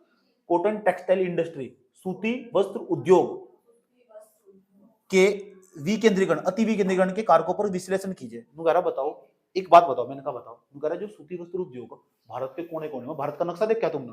मैंने तो पूछा नुगारा तुमने भारत का नक्शा देखा है? मैंने कहा चाटा इतने बार आज रखा, बचपन में भारत का नक्शा ही देख रहा, कर क्या रहा है? नुगारा टेक्सटाइल इंडस्ट्री हमने यहाँ भी लगा रखी है, हमने यहाँ भी लगा रखी टेक्सटाइल इंडस्ट्री, आपके यहाँ भगवानपुर में भी लगा दिया हमने, आपके यहाँ सिडुगुल में लगा दिया टेक्सटाइल इंडस्ट्री हमने। तो टेक्सटाइल इंडस्ट्री उसका अलग अलग जगह में क्यों लगा हुआ, क्या कारण है? जैसे जहाँ टेक्सटाइल इंडस्ट्री लगाई जाए ना, वहाँ दूर दूर तक भी कोई भी नहीं है, क्योंकि वहाँ बहुत बड़ी मात्रा में डस्ट हो, अस्थमा हो जाए वहाँ से लोगों को। ऐसी बहुत सारी टेक्सटाइल इंडस्ट्री भगवानपुर में बंद करनी पड़ी। समझ नहीं बात है? भगवानपुर में भी, यहाँ इस वाले इलाके में, इस सिडुगुल वाले इलाके में, बहुत जंगल वाले एरिया में लगाया जा, जहाँ मनुष्य का आना जाना बहुत कम हो। सही बात है, इस पूरे एरिया में, क्योंकि बहुत ज्यादा मात्रा में डस्ट उड़ा, वहाँ धूल उड़ा, मिट्टी उड़ा, उसके अंदर ऐसे ही रॉ मटेरियल यूज हो रहा है उसके अंदर। समझ गए? पूछ पता क्या रहा, यही पूछ रहा है हमसे सवाल, मतलब इसका विश्लेषण करना, एनालाइज करो, विवेचना करो। मैंने कितने बजे वर्ड दूंगा, मैं कह रहा 100 वर्ड में लिखो, ये बहुत पुराना क्वेश्चन है, उस टाइम पर 100 वर्ड मांगते, 2013 के आसपास की बात बता रहा हूँ। बात बताओ समझ में आई नहीं, कोनो प्रॉब्लम छो? 2013 का 11 का, हाँ 13 के आसपास का सवाल है। नुगरा क्या, उनका डिसेंट्रलाइजेशन हो रखा है, किसका? जो सूती वस्त्र कपड़ा उद्योग, कॉटन टेक्सटाइल इंडस्ट्री, क्या हो रखा है? डिसेंट्रलाइजेशन, विकेंद्रीकरण। एक जगह ही नहीं है, नहीं है कि हाँ कर्नाटक के अंदर सूती वस्त्र कपड़ा उद्योग, सही बात यूं नहीं है। जैसे सहारनपुर में चले गए तुम कपड़े लेने, जैसे या पूरी कपड़ों की मार्केट है पूरी की पूरी, या पूरी की पूरी पैन की मार्केट है पूरी की पूरी, या पूरी पूरी कंबल की मार्केट है। हैरानी तो जब होगी मुझे पता लगा इसका नाम लहंगा मार्केट। वाह लहंगा मिल रहा, सही बात है, लहंगा मार्केट होगी पूरी की पूरी, गजब की बात है। और जो मेरे साथ चल रहे भाई जी तुम्हें पता जितने भी सारे इधर के लोग लहंगे लेने यही था, वो मैं अच्छा सस्ते मिलते हैं वहां, सही बात है। तो वहां क्या हो रखा है, एक ही जगह एक ही मार्केट होगी, उसे कहते हैं केंद्रीकरण हो जाना, सेंट्रलाइज होना जाना। लेकिन यहाँ ऐसा नहीं है, दुनिया की सारी इंडस्ट्री एक ही राज्य में लगी, जगह जगह तुम्हें इंडस्ट्री मिलेगी। किसकी? Cotton textile industry. क्या नाम है? सूती वस्त्र कपड़ा उद्योग। कोनो प्रॉब्लम छो? समझाओ तो चले, सारा समझ लो और बड़े प्यार के साथ फिर लास्ट में लिखना भी सिखा देंगे। अब चलते हैं हम, ठीक? क्या हुआ, हम इस स्तर पर समझे। अब धीरे धीरे धीरे धीरे जो हमने तुम्हें क्वेश्चन बताए, हम इन्हें फेस करना, इस स्तर पर जाकर समझना। अब तुम्हारी सोच ना, तुम्हारी थिंकिंग बड़ी होगी, इस स्तर पर जाकर तुम सोचना।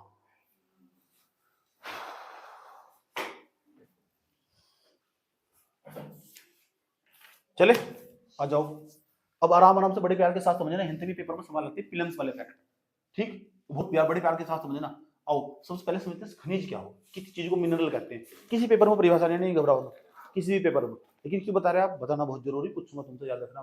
बताओ मिनरल क्या हो, तो आप बताओगे मिनरल या खनिज क्या हो, जो रॉक्स हो, हमारी चट्टान हो, उनके अंदर तो खोद कर, सही बात है, उन्हें खोद कर जो निकाल ले जा, उन्हें खनिज कहते हैं। अब बात करेंगे ये क्या हो, ये कोई तत्व भी हो सके, एलिमेंट भी हो सके, ये कोई कंपाउंड भी हो सके, यौगिक भी हो सके, ये कोई संयुक्त रूप से भी हो सके। तीन तरीके से, क्या तो कोई कंपाउंड होंगे, या फिर उसके बाद एलिमेंट होंगे, या फिर मिक्सचर फॉर्म में भी हो सके। मिक्सचर फॉर्म क्या क्या कहते हैं मैंने, खनिज हो क्या है सर, ये कहते हैं खनिज का नाम तो बता दो। बॉक्साइट। क्या मिला? Bauxite, aluminium. बॉक्साइट का सूत्र पता, Al2O3 × 2H2O, Al2O3 × 2H2O। Haematite, क्या मिला? हेमेटाइट तो लोहा।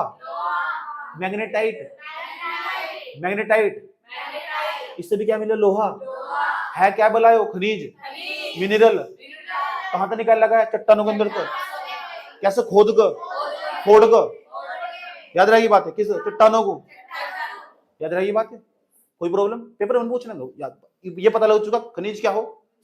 खनिज संसाधन क्या हो, जो मनुष्य की आवश्यकताओं की पूर्ति करते हो संसाधन। मनुष्य को किस चीज की नीड है, अगर उसको फुलफिल कर दिया तो तुम्हें रिसोर्स होगा, संसाधन होगा। खनिज लग गया ना सामने, खनिज में जो चट्टानों को खोद कर निकाल ले जाऊंगा। एक लाइन में खनन क्या बोला हो, एक तो खनन हो, खनन को बोलते हैं माइनिंग। कहते नहीं एरिया के अंदर माइनिंग चल रही, इसके अंदर मत जाओ, यहाँ बहुत पोल्यूशन है, बहुत इस बार इस एरिया में पूरा का पूरा यहाँ AQI ज्यादा बढ़ रहा है, एयर क्वालिटी इंडेक्स ज्यादा बढ़ रहा है, खराब हो चुकी है यहाँ की हवा यार। तो यहाँ उसके बाद हमारे पास देखो खनन होगा, जहाँ खनन हो, किस चीज को हम खनन क्या हुआ, खनन उसने क्या हुआ, ध्यान से सुनना अच्छे तरीके से। जब किसी चट्टान के अंदर या किसी भी भूमिखंड या भूमि के अंदर जो खुदाई होगी, अगर वह लंबवत रूप में हो रही, वर्टिकली फॉर्म में हो रही, लंबवत रूप में हो रही खुदाई, अंदर तक खोद कर निकाले, या तो ऊपर खुदाई चल रही है, नीचे खुदाई चल रही है, ऐसा करो। वर्टिकल फॉर्म में खुदाई चल रही है, चलो खोदते जाओ, नीचे करो खोदते चले जाओ, तो उसे बोलते हैं माइनिंग। लेकिन अगर कोई चट्टान है, बहुत बड़ा पहाड़ और खुदाई ऐसे चल रही, ऐसा करके साइड में इस दिशा में चल रही खुदाई, चलो भाई खुदाई करते चले, उसे बोलो उत्खनन। उत्खनन इसे बोलते हैं एक्सकेवेशन, एक्सवेशन, इसे बोलते हैं उत्खनन। याद रहेगी बात है। डिग भी इसका एक वर्ड चलते हैं, इसके लिए डिग यूज कर सकते हो तुम, इसका ही सिंटोनिम तो डिग। याद रहेगी बात है, डिग। कोई दिक्कत है? उत्खनन क्या हो, एको माइन, खान, ये सारा काम जिस स्थान पर हो ना, उत्खनन का और खनन का, माइनिंग का और डिग का, जितना भी काम सुन लो, डिग का और जो हमारे पास माइनिंग है, इन दोनों का जो काम हो रहा है ना, जिस स्थान पर हो रहा है उस स्थान को हम बोलते हैं माइन। अब बहुत सारी माइन के नाम पेपर में पूछे जा, बताओ जगह जादूगोड़ा की जो खान हो, जादूगोड़ा की जो माइन है वह कहाँ सी, झारखंड के अंदर मौजूद है। ऐसे करके मैचिंग करवाओ पेपर में। जादू घोड़ा नहीं है, घोड़ा, जादूगोड़ा की खान कहाँ सी, झारखंड के अंदर। सिंह भूमि कहाँ सी, ये भी झारखंड के अंदर। सही बात है। तो वहां तो ऐसी सारी बहुत पता लगा। खान क्या हो, जिस स्थान पर मिनरल निकाला जा रहा है ना उसका नाम माइन हो, माइन। और उसके अंदर तो जो करी जा रही होगी माइनिंग, माइनिंग करी जा वर्टिकल फॉर्म में। वर्टिकल फॉर्म समझते हो, ऊर्ध्वाधर रूप में, लंबवत रूप में, ऐसे खोदते चले गए नीचे गहरे वाले भाग में। निकलेगा नीचे तो कोयला यार, निकलेगा नीचे तो हेमेटाइट, नीचे मैग्नेटाइट निकलेगा, नीचे तो बॉक्साइट निकलेगा नीचे तो यार। समझ बात यार। उसके बाद ये क्या है, उत्खनन। उत्खनन वो हो जैसे सिंधु घाटी सभ्यता में करा था मैंने, वो उत्खनन हो, ऊपर ऊपर जो वर्टिकल फॉर्म में करो। अच्छा, खोद खोद खोद खोद ईंटें निकल गई, कांसे की मूर्ति निकल गई। सही बात है, सिंधु घाटी। अच्छा, ये पुस्तक इस आज तो कोई पढ़ ही नहीं पाया, अगर कोई पढ़ लिया ना उस पर इनाम रखा कई $1 मिलियन का भी रखा। तो तमिलनाडु का कौन सा मुख्यमंत्री पता नहीं कौन इनाम रखा, पढ़ लो सब। पता इतनी बात समझ में, ये 3-4 वर्ड अगर क्लियर हो चुके, कोई प्रॉब्लम है तक बताओ। अगर मैं पूछूं माइन क्या हो, बता दोगे? माइन पता लग चुका, माइन क्या हो, जहां से खनिज निकाला जा उस स्थान का नाम रख दिया जा। सही बात। जैसे सोना पता कहां से निकाला जा, कर्नाटक के अंदर कोलार की खान से। कोलार की खान कहां पड़े, कर्नाटक में, तो उसे कोलार माइन बोल लो, कोलार माइन। ठीक। अब सवाल हमारे पास, ध्यान से सुना मेरी बात बहुत बड़े प्यार के साथ। अच्छा, एक बात बताओ करे कि यार खनिज तो बहुत सारे होंगे भाई, कॉपर वाले अलग होंगे, कॉपर भी बहुत सारे खनिजों से निकाला जा, आयरन भी बहुत सारे खनिजों से निकाला जा, फिर तो देखो बेस्ट कौन सा इसमें, एल्यूमिनियम भी बहुत सारे खनिजों से निकाला जा, जो मैग्नीशियम वो भी बहुत सारे खनिज से निकाला जा, बहुत सारे मिनरल से निकाला जा, फिर देखो बेस्ट कौन सा है, तो बहुत सारे होंगे।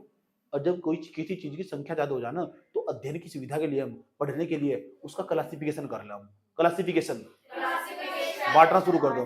समझ बात। इसलिए बहुत जरूरी था, क्यों? क्योंकि संख्या ज्यादा होगी थी, तो संख्या ज्यादा होगी तो बांटना जरूरी था, तो हमने बांट दिया ना, जाओ बांट दिया। एक को कहा ना मेटेलिक मिनरल, धात्विक खनिज। सुनूंगा हिंदी में, देखना बात मैंने इंग्लिश में भले लिख रखा, धात्विक खनिज, मेटेलिक मिनरल। उसके बाद नॉन मेटेलिक मिनरल, इसे बोलते हैं एनर्जी मिनरल, एनर्जी मिनरल। इसे बोलते हैं अधात्विक खनिज, अधात्विक खनिज, ऊर्जा खनिज, पूजा नहीं ऊर्जा खनिज, याद रहिए बात।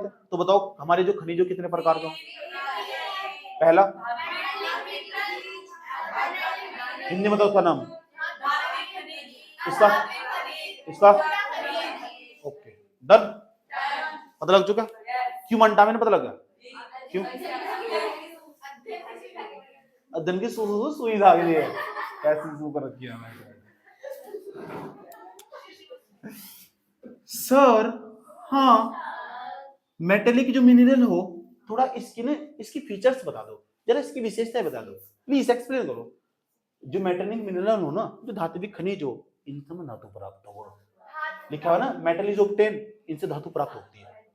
मेटल इज ऑब्टेन, तुम्हें लिखना धातु प्राप्त होती है, याद रहिए बात है। कोई प्रॉब्लम यहाँ तक? अच्छा, इनसे धातु बनाया जा। सर एक आधा एग्जांपल भी है आपके पास। अब मैं जो बात बताने वाला हूँ उससे पेपर में सवाल पूछ रखा है। जितने भी धात्विक खनिज है ना, ये कौन सी चट्टानों में पाई जा, these are very important point. सही बात यार, पता लगा मैं क्या कह रहा हूँ? तो उसके बाद this can be beaten into different shapes, क्योंकि जितने भी धात्विक खनिज हो आप उन्हें पीटना शुरू कर दो, उसे डिफरेंट डिफरेंट शेप में ढाला जा सकता। धातुओं को पीटकर पटली चादरों के रूप में ढाला जा सकता। सही बात है, आप उसे पीटना शुरू कर दो, उसे डिफरेंट शेप के अंदर डाला जा सकता है। एक काम करो ना यार, तुम्हारे घर में जो टीन की चादर पड़ी है ना, बजाओ उसके ऊपर थोड़ा, टूट चूरमचूर हो जाएगी, ब्राइटल हो जाएगी, या धीरे धीरे अलग आकार ले लेगी, अलग आकार ले लेगी। ये उसकी विशेषता हो, ठीक है, विशेषता हो उसकी बात पता लग चुका। ये दूसरी खास बात है इसके, this can be beaten into the different shape, different shape. तो इसे ना डिफरेंट शेप के अंदर कन्वर्ट किया जा सके, बदला जा सके। यस और नो? इंपॉर्टेंट बात बताने जा रहा हूं तुम, जो हमारे पास जो मेटेलिक मिनरल हो ना, हिंदी में नाम पता ना, धात्विक खनिज हो। धात्विक खनिज हमेशा अग्नि चट्टानों में पाए जा, igneous rocks, igneous rocks. It is found in igneous rocks, it is found in igneous rocks, igneous rocks. कहाँ पाए जाए? इग्नेस रॉक्स में, अग्नि चट्टानों। सर अग्नि चट्टाने कहाँ पाई जा? जो महाद्वीप हो ना, उसका जो ऊपरला परत हो, वो हमेशा जो महाद्वीप हो, कॉन्टिनेंट हो, सही बात है। ये हमारा ये हो ना पूरा का पूरा जो कॉन्टिनेंट है, पूरा का पूरा ये कॉन्टिनेंट जो अग्नि चट्टानों का बना हुआ। कौन सी चट्टानों का? यहाँ समुद्र नहीं है, यहाँ सी नहीं है, समुद्र नहीं, ओशन है नहीं, यहाँ से ओशन भी तो चट्टान के ऊपर ही है, उसके नीचे वो बेसाल्ट चट्टान। पता लगे? ये पेपर में सवाल पूछो तो मैं जो बात बोलता जाऊंगा पेपर में सवाल पूछेगा। पता लग चुका? बेसाल्ट चट्टान, बेसाल्ट रॉक। कोनो प्रॉब्लम छो? अब मुझे बताओ जितने भी धात्विक खनिज हो कौन सी चट्टान, कौन सी रॉक्स में पाए जाए? Igneous rocks. It is found in, it is found in, you have problem? It is clear? Okay, ध्यान तो सुना अच्छे तरीके से, ठीक। These are mostly found in the rocks of Dharwad sequence. Rock, ध्यान से सुनना, मैं क्या कह रहा हूं? मैं कह रहा हूं भैया जितने मेटेरिक मिनरल हो, धात्विक खनिज हो हमारे, वो धारवाड़ क्रम की चट्टानों के अंदर पाए जा। धारवाड़ क्रम की चट्टानें इसे बोलते हैं रॉक्स ऑफ धारवाड़ सीक्वेंस। सही बात है।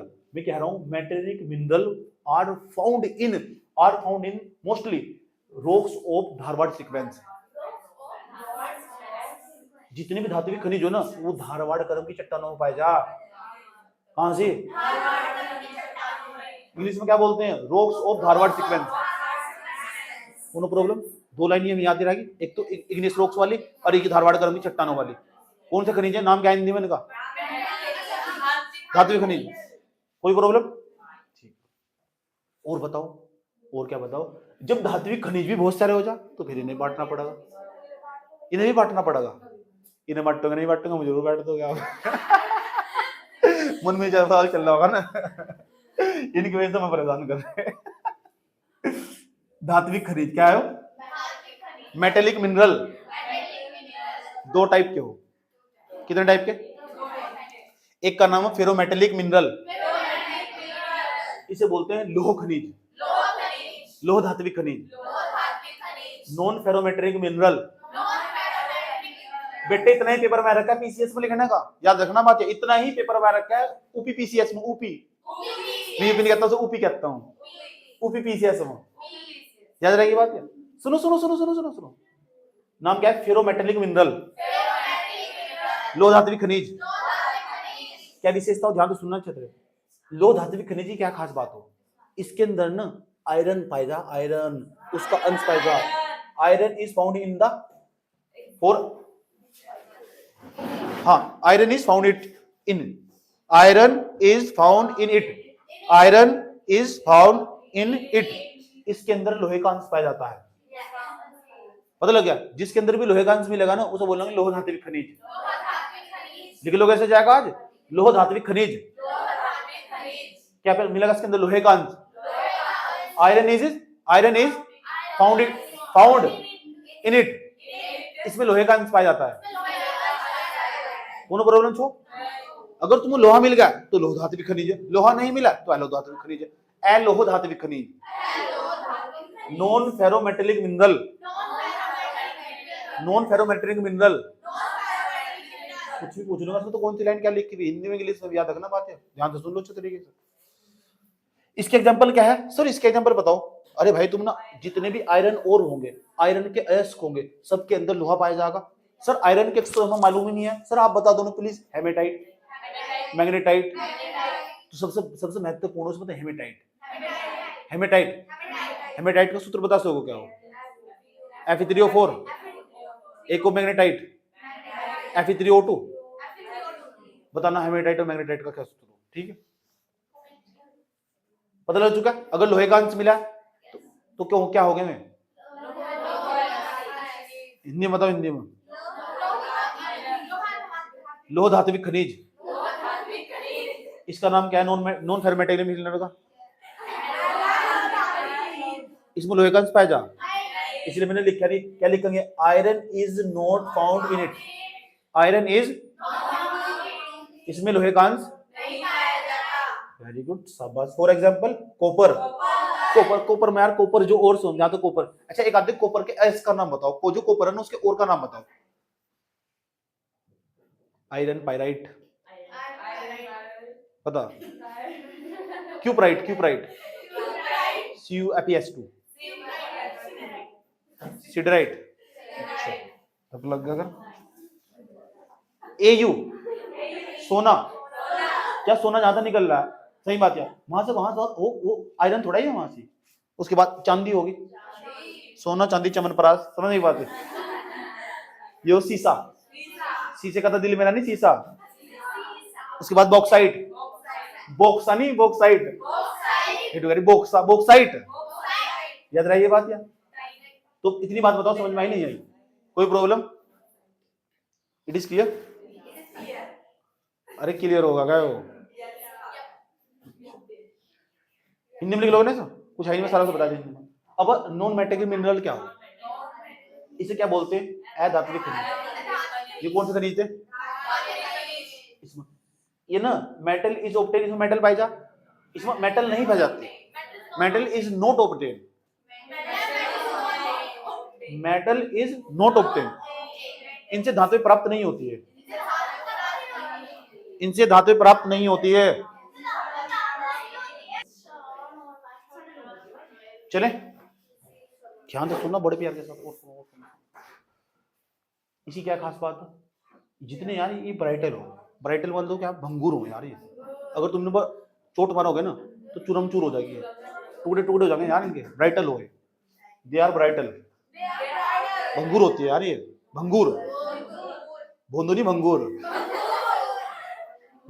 जो जैसे कूदे वैसे इसकी विशेषता बताओगे? दे आर ब्राइटल, भंगुर होती है। एक आधा उदाहरण है क्या? हाँ है, चूना पत्थर, लाओ खनिज की कैटेगरी में हुआ यार वो मार्बल, जो तुम्हें मारो उस पतोड़ा टूटता ना माथे में लगेगा, पहली बात तो नरेश डॉक्टर की दुकान में मिलेगी, याद रखिए बात। लेकिन उस पर सुन लो, उस पर लोहे की चीज लेकर आओ, तुम लोहे का कुछ भी निकाल कर लेकर आओ, तो धातु खनिज होगा, उसे पिटोगे नहीं, पिटोगे वो अलग शेप ले लेगा, देखा ना, अलग शेप ले लो, ये अलग शेप नहीं लेते, ये टूटने के बाद माथे में लगा सीधे, ब्राइटल हो, उसकी कैटेगरी मांगा धातु खनिज की। और फाड़ दांत इंपोर्टेंट बात, इट इज फाउंड, देखो जो मेटेलिक मिनरल हो, it is found in igneous rocks, it is found in sedimentary rocks, sedimentary rocks. अब सुन लो, सेडिमेंट्री रॉक्स बोलते हैं अवसादी चट्टानें यार, जितने भी है ना हमारे, ये अधात्विक खनिज हो हमारे पास, अधात्विक खनिज तो हमारे पास है, जितने भी अधात्विक खनिज हो ना वो सेडिमेंट्री रॉक्स के अंदर पाए जाओ, सेडिमेंट्री रॉक्स के अंदर यार, अवसादी चट्टानों पाए जाओ यार, अवसादी चट्टानों के अंदर जीवाश्म पाए जाओ, जीवाश्म याद है, अवसादी चट्टानों के अंदर जीवाश्म पाए जाओ, जीवाश्म के अंदर पेट्रोल, डीजल, कच्चा तेल, प्राकृतिक गैस, फलाना ढिमका मुकड़ा, जिन सब हमारा देश चल रहा है यार, यो जिसे हम बर्न करके आगे बढ़ा रहे, जिस हम जहाज उड़ा रहे यार, ये सारे के सारे मिल कहां रहे, इसमें मिला अवसादी चट्टानों, सेडिमेंट्री रॉक्स में मिला। वेरी इंपॉर्टेंट क्वेश्चन है, सही बात है, सेडिमेंट्री रॉक्स, अवसादी चट्टान, चट्टान वाले चैप्टर में सब पढ़ा रखा, समझ में आई बात है। उसके बाद क्या है हमारे पास, एग्जांपल क्या है इसका, अधात्विक खनिज का चूना पत्थर, उसके बाद जिंक हुआ हमारे पास, पोटास हुआ, सल्फेट हुआ, डोलामाइट नहीं डोलामाइट, डोलामाइट नहीं डोलामाइट, जैसे गुदा सी विशेषता बताओगे, डोलामाइट, यो नमक, टाटा, उसके बाद जिप्सम, जिप्सम, जिप्सम का सूत्र सुना चलो जब, CSO4 CSO4 चलो प्लस टू पे इसका सुना दो, अच्छा 1/2 लगा दो, सब बस गुड। पता लग चुका है इस तरह कौन सी कैटेगरी मांगे, अधात्विक खनिज, पता लग चुका है ना, अधात्विक खनिज कौन सी चट्टानों में मिलेंगे, सेडिमेंट्री रॉक्स के अंदर, कोनो प्रॉब्लम छो, it is clear. Okay, energy mineral क्या हो भाई, एनर्जी मिनरल को हम ऊर्जा खनिज कहते हैं, ऊर्जा खनिज है, ऊर्जा खनिज है यार, ऊर्जा खनिज। और जितने भी ऊर्जा खनिज है ना, जितने भी ईंधन हो, फ्यूल हो, जितने भी इसी कैटेगरी में आएंगे, क्योंकि हमें एनर्जी देंगे यार, पेट्रोल, हाँ सर पेट्रोल, वो खनिज की कैटेगरी में, हाँ उस ऊर्जा खनिज की कैटेगरी में रख लेते हैं, बांट लिया ना, संख्या ज्यादा हो रही थी इसलिए बांट दिया हमने, इसके धात्विक खनिज, अधात्विक खनिज, ऊर्जा खनिज, ऊर्जा जितने भी हमारे फ्यूल होंगे सारे इसी कैटेगरी में आएंगे, सही बात, इसी कैटेगरी में आएंगे। और यहाँ पे भी पेपर में सवाल पूछा, ध्यान तो देखना चाहिए, एनर्जी इज ऑब्टेन, यानी हम ना ये एनर्जी देते हैं। मैंने क्या लिखा था वहां से, मेटल इज ऑब्टेन, यानी कि मेटल इज नॉट ऑब्टेन। यहाँ क्या लिखा है, क्या फीचर्स है इसके, एनर्जी इज ऑब्टेन, एनर्जी देते हैं। और एनर्जी ना क्यों जरूरी है एनर्जी, यार तुम्हारे पास स्कूटी है, मेरे एक दोस्त उसके पास स्कूटी थी, पेट्रोल डालेगी तो चलेगी यार वहां, सही बात है। मेरी एक वो थी, क्या कहते हैं, मेरा एक वो थी फ्रेंड, उसके पास कार थी यार, वो कार कैसे चलेगी यार, वो पेट्रोल डालेगी तो चलेगी, डीजल डालेगी तो चलेगी। वो मेरी एक दोस्त है, उसके पास नैनो कार थी यार, कैसे चलेगी कार, कैसे चलेगी यार वहां, सही बात है। मेरी एक फ्रेंड थी, उसके पास वो था प्लेन, सही एरोप्लेन था नहीं वो, और जेट यार, वो विमान कैसे चलेगा यार, कैसे चलेगा वो, फ्यूल डालो उसके अंदर, फ्यूल कहां से निकल गागा, हेलो, एनर्जी मिनरल से निकल गागा, सही बात, यही समझ रहा हूं मैं। पेपर में सवाल क्या पूछा वो बताओ, वो तो नहीं। फॉसिल फ्यूल, फॉसिल फ्यूल को जीवाश्म ईंधन, जीवाश्म ईंधन, करोड़ों साल पहले जो मर गए थे ना जानवर, पेड़ पौधे, जो वनस्पतियां जिसके अंदर सांस था, प्राण था, सांस था, प्राण था, जो पृथ्वी के अंदर नीचे दब गए, दबाव ऊपर तो प्रेशर पड़ा, दबाव और तापमान बढ़ गया अंदर, वो फॉसिल फ्यूल में कन्वर्ट होगा, जीवाश्म ईंधन में कन्वर्ट होगा। पता लग चुका। मान लो ये लड़की बैठी हुई सारी, तुम सारे के सारे, तुम सारे मर जाओ, तुम सारे मर जाओ, और उस अचानक पृथ्वी भूकंप आ जा, और तुम ना ऐसे पृथ्वी पड़ ले जा, और चट्टानों के अंदर तुम नीचे ऐसे करके दब जाओ, मुझे छोड़ के बाकी पूरी दुनिया में सब मर जाओ, मर गए तुम जीवाश्म, तुम जीवाश्म, जीव, तुम जीव, तुम्हारे साथ में तुम्हारा बछड़ा मर जाओ, सही बात है।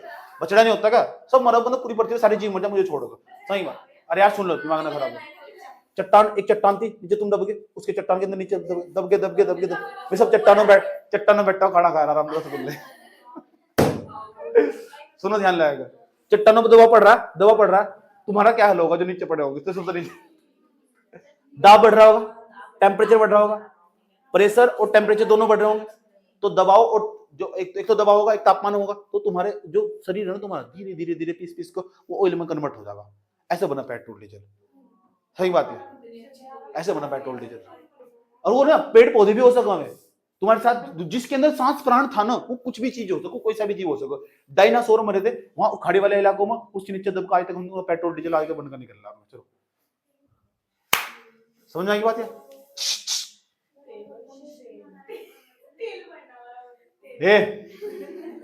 कोयला, सुन लो, कोयला, पेट्रोल, नेचुरल गैस, ये इंपॉर्टेंट सवाल है, तुमसे पूछा जाएगा, बताओ बेटे ये कौन सी चट्टानों के अंदर पाए जा, आपका आंसर होगा सेडिमेंट्री रॉक्स के अंदर।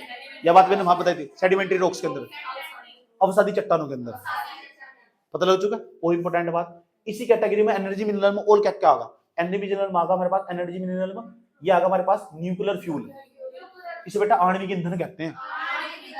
यूरेनियम का नाम सुना है तुमने, जब मैंने तुम्हें न्यूक्लियर टेक्नोलॉजी पढ़ाई थी तो वहां मैंने तुम्हें समझाया था कि बताया था भाई यूरेनियम जो हमारे पास का ये परमाणु ईंधन हो पूरा का पूरा, एक यूरेनियम एनरिच हो, यूरेनियम को संशोधित करा जा रहा है आगे कर, तो यूरेनियम पर इसी कैटेगरी में आगा। यूरेनियम हुआ, थोरियम हुआ, बेरिलियम हो, बहुत सारे यूरेनियम, थोरियम, पोलोनियम, बेरिलियम, उसके बाद ग्रेफाइट हमारा इसी कैटेगरी के अंदर आगा। ये आणविक ईंधन की कैटेगरी में इंपॉर्टेंट बात बताने जा रहा हूँ, इन तो पेपर में सवाल पूछेगा। ये अवसादी चट्टानों में नहीं मिलती जितने भी आणविक ईंधन हो, ये आग्नेय चट्टानों में मिले, याद रखना बात है। इग्नियस रॉक्स लिखा हुआ नहीं, इंपॉर्टेंट बात है। कल को तुमसे सवाल उठा के पूछ लेगा, बताओ जो हमारे पास यूरेनियम हो कौन सी चट्टानों में मिलो, और तुम्हारे कहने लगा अच्छा ईंधन है तो यार अवसादी चट्टानों में मिला, नहीं इग्नियस रॉक्स में मिलो। हमारे पास कौन सी चट्टाने हो, आग्नेय चट्टाने, आग्नेय चट्टाने, जो कॉन्टिनेंट हो हमारा पूरा का पूरा, जो हमारा महाद्वीप हो पूरा का पूरा, ये आग्नेय चट्टानों पे तो बना हुआ, इग्नियस रॉक्स पे बना हुआ पूरा का पूरा, यस और नो। और जो महाद्वीप हो वो बेसाल्ट चट्टानों पर, बेसाल्ट रॉक्स पे हो, यस और नो। चले ये पूरा डेटा क्लियर हो चुका। चलो मैं तुमसे एक सवाल पूछ रहा हूं, तो बताओ मुझे, ध्यान दो। पोलोनियम रेडियो एक्टिव एलिमेंट है, रेडियो एक्टिव तत्व नहीं पोलोनियम। अब बताओ मैं कहता हूं तुम अवसादी चट्टानों में पाए जा, अवसादी चट्टानों में, सेडिमेंट्री रॉक्स में पाए जा, सही है गलत है? गलत है। कौन से पाए जाए, इग्नियस रॉक्स में। यहाँ पे जो सवाल बन सकते थे वो मैंने तुम्हें बता दिए। कोनो प्रॉब्लम छो? उम्मीद करता हूँ आराम से बड़े प्यार के साथ देख कर लिख भी दोगे, बता भी दो, हिंदी में इंग्लिश में भी। कोई प्रॉब्लम दिक्कत इस बनी है। अभी जो तुमने पढ़ा ना ये केवल खनिज का वितरण था। किसका? खनिज का वर्गीकरण था, खनिज का वर्गीकरण था। अब हम पता क्या पढ़ेंगे, अब हम पढ़ेंगे distribution of mineral in India, of mineral in India, Bharat में खनिजों का वितरण। इसका मतलब ये नहीं पढ़ना कि ग्लोबल लेवल पर कहां खनिज है, नहीं, हम भारत से मतलब भाई, दुनिया के खनिजों तो क्या लेना देना तुम्हें? कोई है जो तुम पाकिस्तान में जाकर पाकिस्तान की सोल्ट रेंज में जाकर वहां तो तुम कुछ भी निकाल लोगे जाकर वहां की, उसमें से कोई निकालने नहीं देगा। तो तुम पढ़ गए क्या फायदा। सुनो, इसके बारे में जानना तुम, ये भारत का मैप दिखाई दे रहा पूरा का पूरा, ठीक। तो भारत के अंदर खनिजों का वितरण कैसे हो रखा है ये समझना मुझे। तो भारत के अंदर कहां कहां कौन से खनिज पाए, जब बहुत सवाल आते हैं और मीन्स में भी लिखना पड़ता है, ये पूरा मैप बनाना पड़ेगा तो मीन्स के अंदर भी। और एक एक करके सुनूंगा, ध्यान से सुनना बड़े प्यार के साथ। 5 नाम हो, पांचों के पांचों रट लेना अच्छी तरह। सही बात है, 5 जगह पूरे भारत में जो खनिज मिला ना, उनकी ना 5 बेल्ट बना दी। ऐसे समझना, देखो ऐसे करके, या जैसा यार तुम 100 किलोमीटर के आसपास का एरिया, जैसे यहाँ से लेकर हरिद्वार तक चले गए, तो हरिद्वार यहाँ हमारे यहाँ 40 किलोमीटर पड़ेगा, तो 40 किलोमीटर भादराबाद में खनिज मिल गया। भादराबाद में नहीं मिला, फिर उसके बाद थोड़ा सा आगे चले गए, जवालापुर में मिलेगा। यहाँ नहीं मिला, थोड़ा भगवानपुर में मिलेगा। सही बात है, तो ऐसे मिलेगा। तो यार एक कर तो मामला गड़बड़ हो जाएगा। तो हमने क्या करा, जो ज्योग्राफी पढ़ाने वाले थे, ज्योग्राफी को सरलतापूर्वक समझाने वाले थे, उन्होंने क्या करा, पूरी की पूरी इतने किलोमीटर के एरिया में उन्होंने हरिद्वार से लेकर भगवानपुर तक की पूरी एक बेल्ट बना दी। उदाहरण दे रहा हूँ, 40 किलोमीटर तक की, पूरे 50 किलोमीटर तक के एरिया की पूरी बेल्ट बना दी इसने। इस पूरी बेल्ट में खनिज मिला, कौन कौन यहाँ नाम रखेगा, ताकि अध्ययन में सुविधा हो सके, ताकि पढ़ने में आसानी हो सके। एक पूरी की पूरी बेल्ट बना दी है। क्या पूरी की पूरी बेल्ट, एक बहुत बड़ा एरिया, कई 100 किलोमीटर का एरिया, उस हम बेल्ट क्या हो, पता लग चुका बेल्ट क्या हो। बेल्ट हिंदी में कहते हैं पेटी।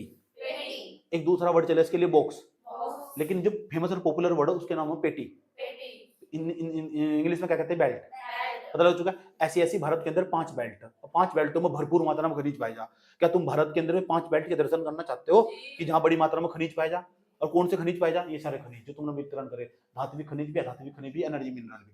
क्या तुम भारत के अंदर वे खनिज देखना चाहते हो, ये खनिज देखना चाहते हो। कितनी बेल्टों में बांट रखा है, 5 बेल्टों में। भारत के अंदर खनिजों का वितरण 5 बेल्ट के अंदर कर रखा है। पांचों के पांचों बहुत इंपॉर्टेंट है। और उसकी जो जो विशेषता, वहां तक पीरी में भी सवाल पूछे जा, मेंस में, ये सीधा मेंस का क्वेश्चन है। 5 की 5 बेल्ट का पेपर में पूछ रखा, सीधा याद रखना बात। या और पीसीएस में तो खूब पूछा भर भर। इतनी बात बताओ, समझ में नहीं। पूरा भारत का मैप दिखा दे रहा है। बनाने के बाद अगर 2-2 लाइन सबके बारे में लिख ना, 5-5 बैठ गए, पूरा पेज भर कर तैयार। एक तरफ 2 पेज आराम से भर जाएंगे, एक पेज में मैप बनाकर पूरा, और 2-2 3-3 लाइन इनके सबके 5 बैठ के बारे में लिखोगे, आराम से तुम्हारा आंसर तैयार। लेकिन इनकी विशेषता अलग अलग तरीके से सवाल भी पूछा जाए उनके ऊपर, प्री के अंदर भी।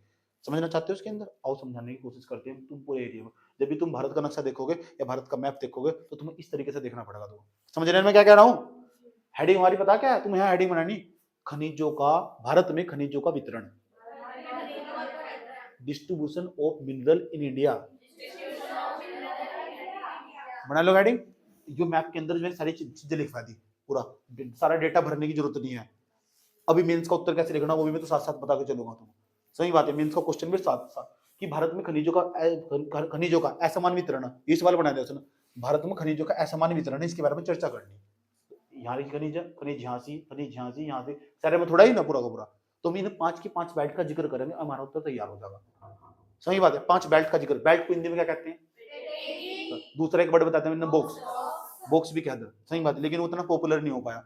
वर्ड भी बहुत सारे पॉपुलर हो ना। सही बात है। चले, कोई प्रॉब्लम, आगे चलते हैं। इतना समझने के बाद अब हम जाते हैं इस पर, इस वाली बेल्ट पे जाते हैं, ध्यान से समझना बड़े प्यार के साथ।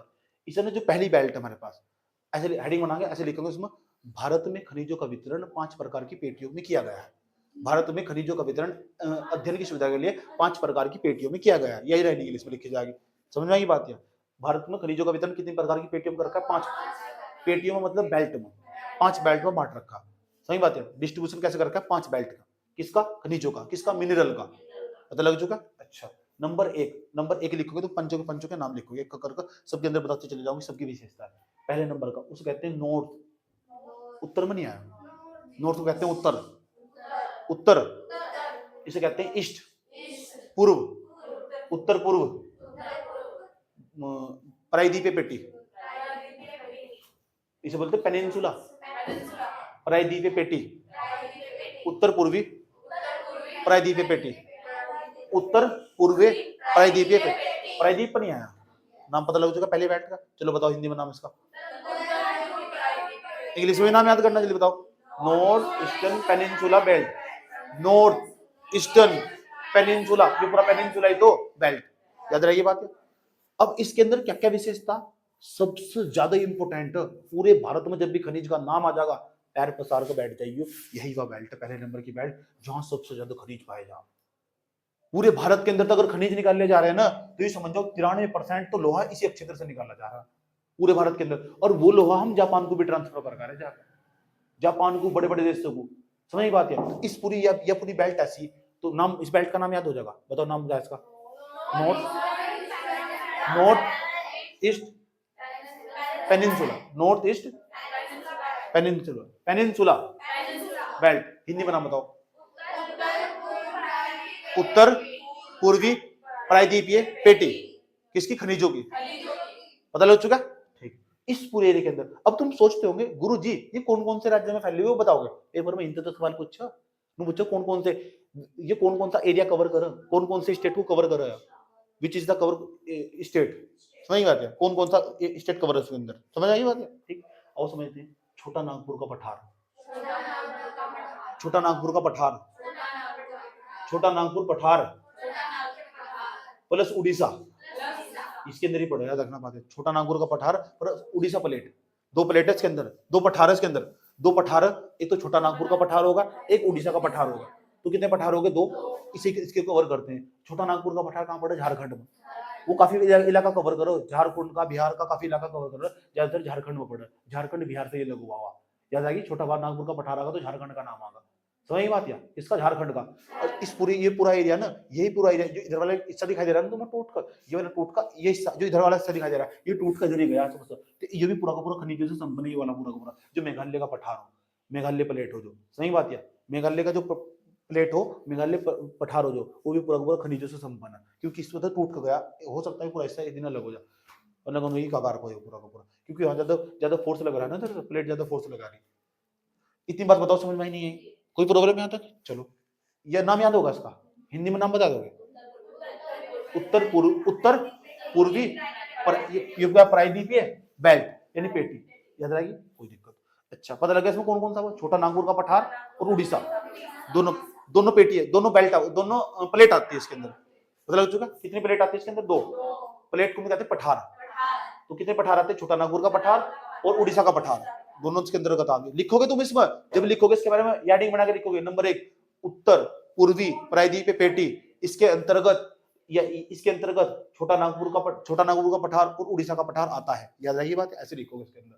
झारखंड आगा, वेस्ट बंगाल आगा और उड़ीसा आगा, 3 राज्यों को कवर करने वाली है पूरी पूरी बेल्ट।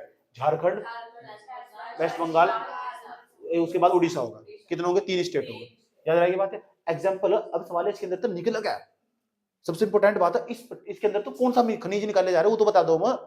सही बात, वेबसाइट से निकाल के लिखा है डेटा, किसी बुक का कॉपी नहीं है, जो ओरिजिनल डेटा वो लिख रखा है। उसके बाद मैग्नीज, बेटे मैग्नीज बड़ी मात्रा में निकाला जाएगा। जब तक तुम्हें मैग्नीज का उपयोग नहीं पता लगेगा ना, तो तुम्हारी जानकारी अधूरी है। पता कर करना मैग्नीज का कहाँ उपयोग। होमवर्क दे रहा हूँ छोटा सा तुम, क्योंकि यूपीएससी यहाँ से भी सवाल पूछेगा। उसके बाद बॉक्साइट से बेटा एल्यूमिनियम बनाया जाए, याद रखना बात है। एल्यूमिनियम ना बहुत सारा काम, एल्यूमिनियम तो बहुत सारी चीजें बनाई जा रही है एल्यूमिनियम से। अगर नहीं निकाल के लेकर इसका बहुत बड़ा योगदान है। सही बात है, इसका बहुत बड़ा योगदान है। पूरे भारत के अंदर जितनी भी एल्यूमिनियम की चीजें बननी, इसे नॉर्थ ईस्टर्न जो पेनिनसुला बेल्ट है ना, इसका बहुत बड़ा योगदान है। यही से निकाल के लेकर आया बॉक्साइट वो Al2O3 एल्यूमिनियम। जानकारी होनी चाहिए तुम्हें यार, क्यों होनी चाहिए जानकारी तुम्हें? कॉपर यहीं से निकाल के लेकर, बड़ी मात्रा में कॉपर निकल रहा है। कोयला बड़ी मात्रा में निकाले इस स्थान से। उसके बाद आयरन उसके और माइका, अभ्रक जिसे बोल लो। उसके बाद 93% आयरन और इसी स्थान से निकाला जा रहा है पूरे भारत में।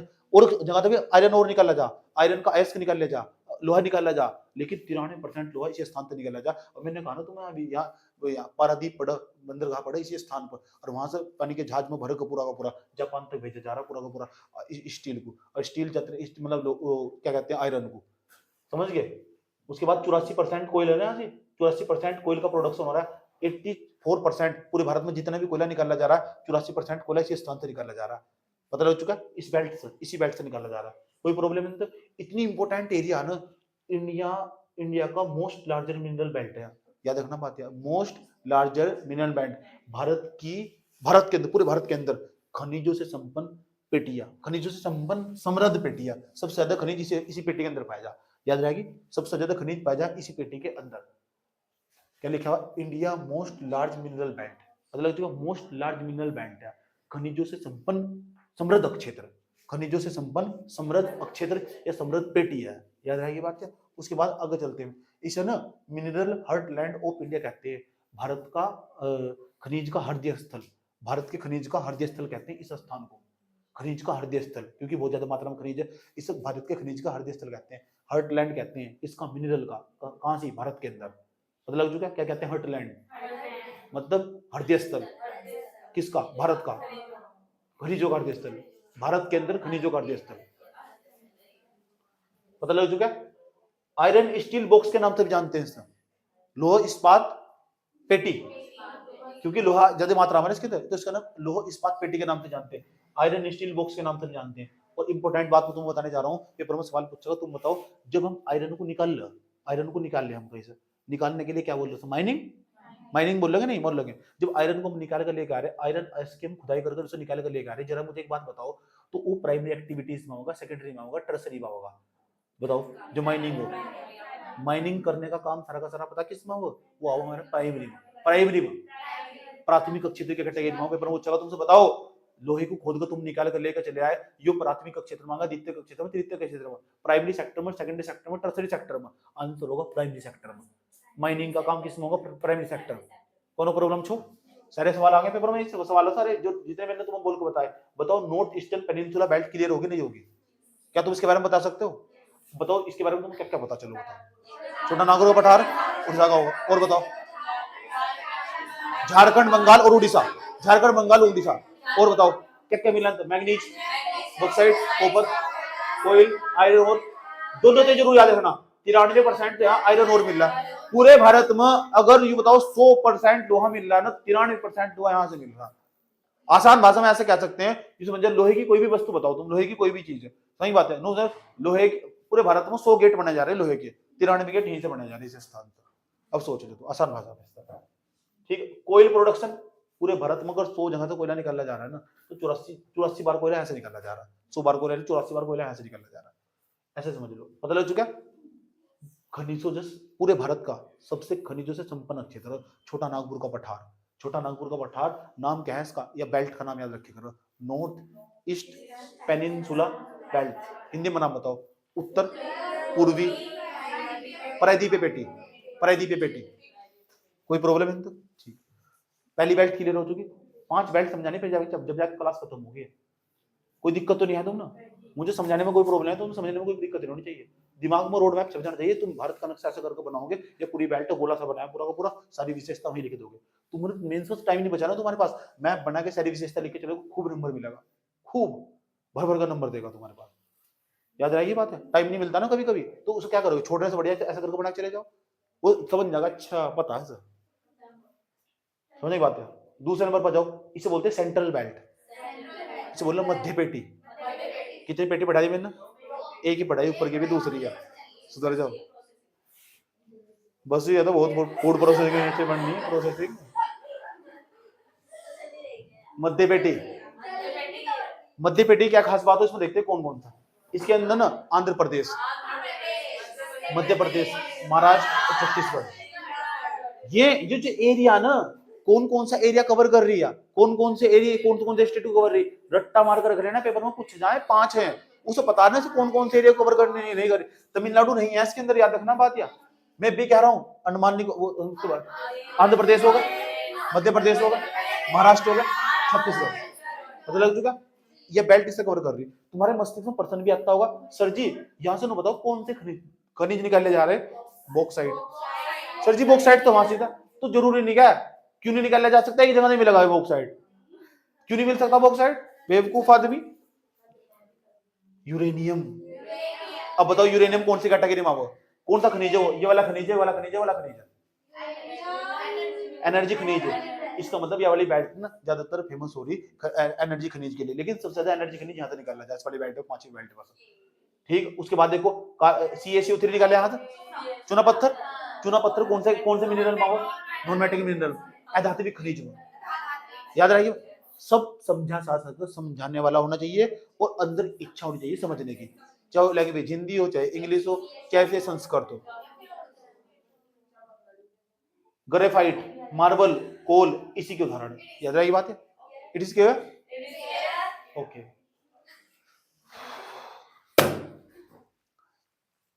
चलो अब जब तुम इसके बारे में लिखने चलोगे तो क्या लिखोगे, ठीक, तो दूसरी हेडिंग बनाओगे तुम, मध्य पेटी, उसके बारे में तो लिख ही दोगे कुछ ना कुछ आराम से, बड़े प्यार के। दूसरी हेडिंग क्या बनाओगे? मध्य पेटी। मध्य पेटी जब हेडिंग बनाओगे, सेंट्रल बेल्ट हेडिंग बनाओगे, उसके अंदर इसके अंतर्गत आंध्र प्रदेश, मध्य प्रदेश, महाराष्ट्र और छत्तीसगढ़ का क्षेत्र आता है। यह पेटी इस क्षेत्र के अंतर्गत आती है। याद रही बात है, इस क्षेत्र के अंतर्गत आती है। इसमें इस पेटी के अंदर बॉक्साइट, यूरेनियम, मैग्नीज, चूना पत्थर, माइका और ग्रेफाइट, मार्बल, कोयल आदि दो तीन नाम याद है पाए जाते हैं, ऐसे करके। और बोला लिखने के बाद ना 2-4 लाइन लिखी, इसके बाद स्वाहा, इट इज फाउंड इट फलाना फलाना ढिमका मुगड़ा। सही बात है। तीसरे नंबर बताओ। तीसरे नंबर की बेल्ट का नाम है साउदर्न बेल्ट। साउदर्न बेल्ट इसे दक्षिण पेटी। दक्षिण पेटी। दो पेटी के नाम याद होंगे ऊपर, पता पहली पेटी का नाम, दूसरी पेटी का नाम हिंदी बताओ। शाबाश, वेरी गुड। तीसरी पेटी का नाम बताओ। Southern belt. अगर आज तुमने 5 पेटी याद कर ली, मेंस का सवाल क्लियर होगा तुम्हारा। साउदर्न बेल्ट, साउदर्न बेल्ट, दक्षिण पेटी, कर्नाटक, इसके अंतर्गत यह पेटी कर्नाटक और तमिलनाडु के अंतर्गत आती है। यह पेटी कर्नाटक और तमिलनाडु के अंतर्गत आती है। लिख दोगे?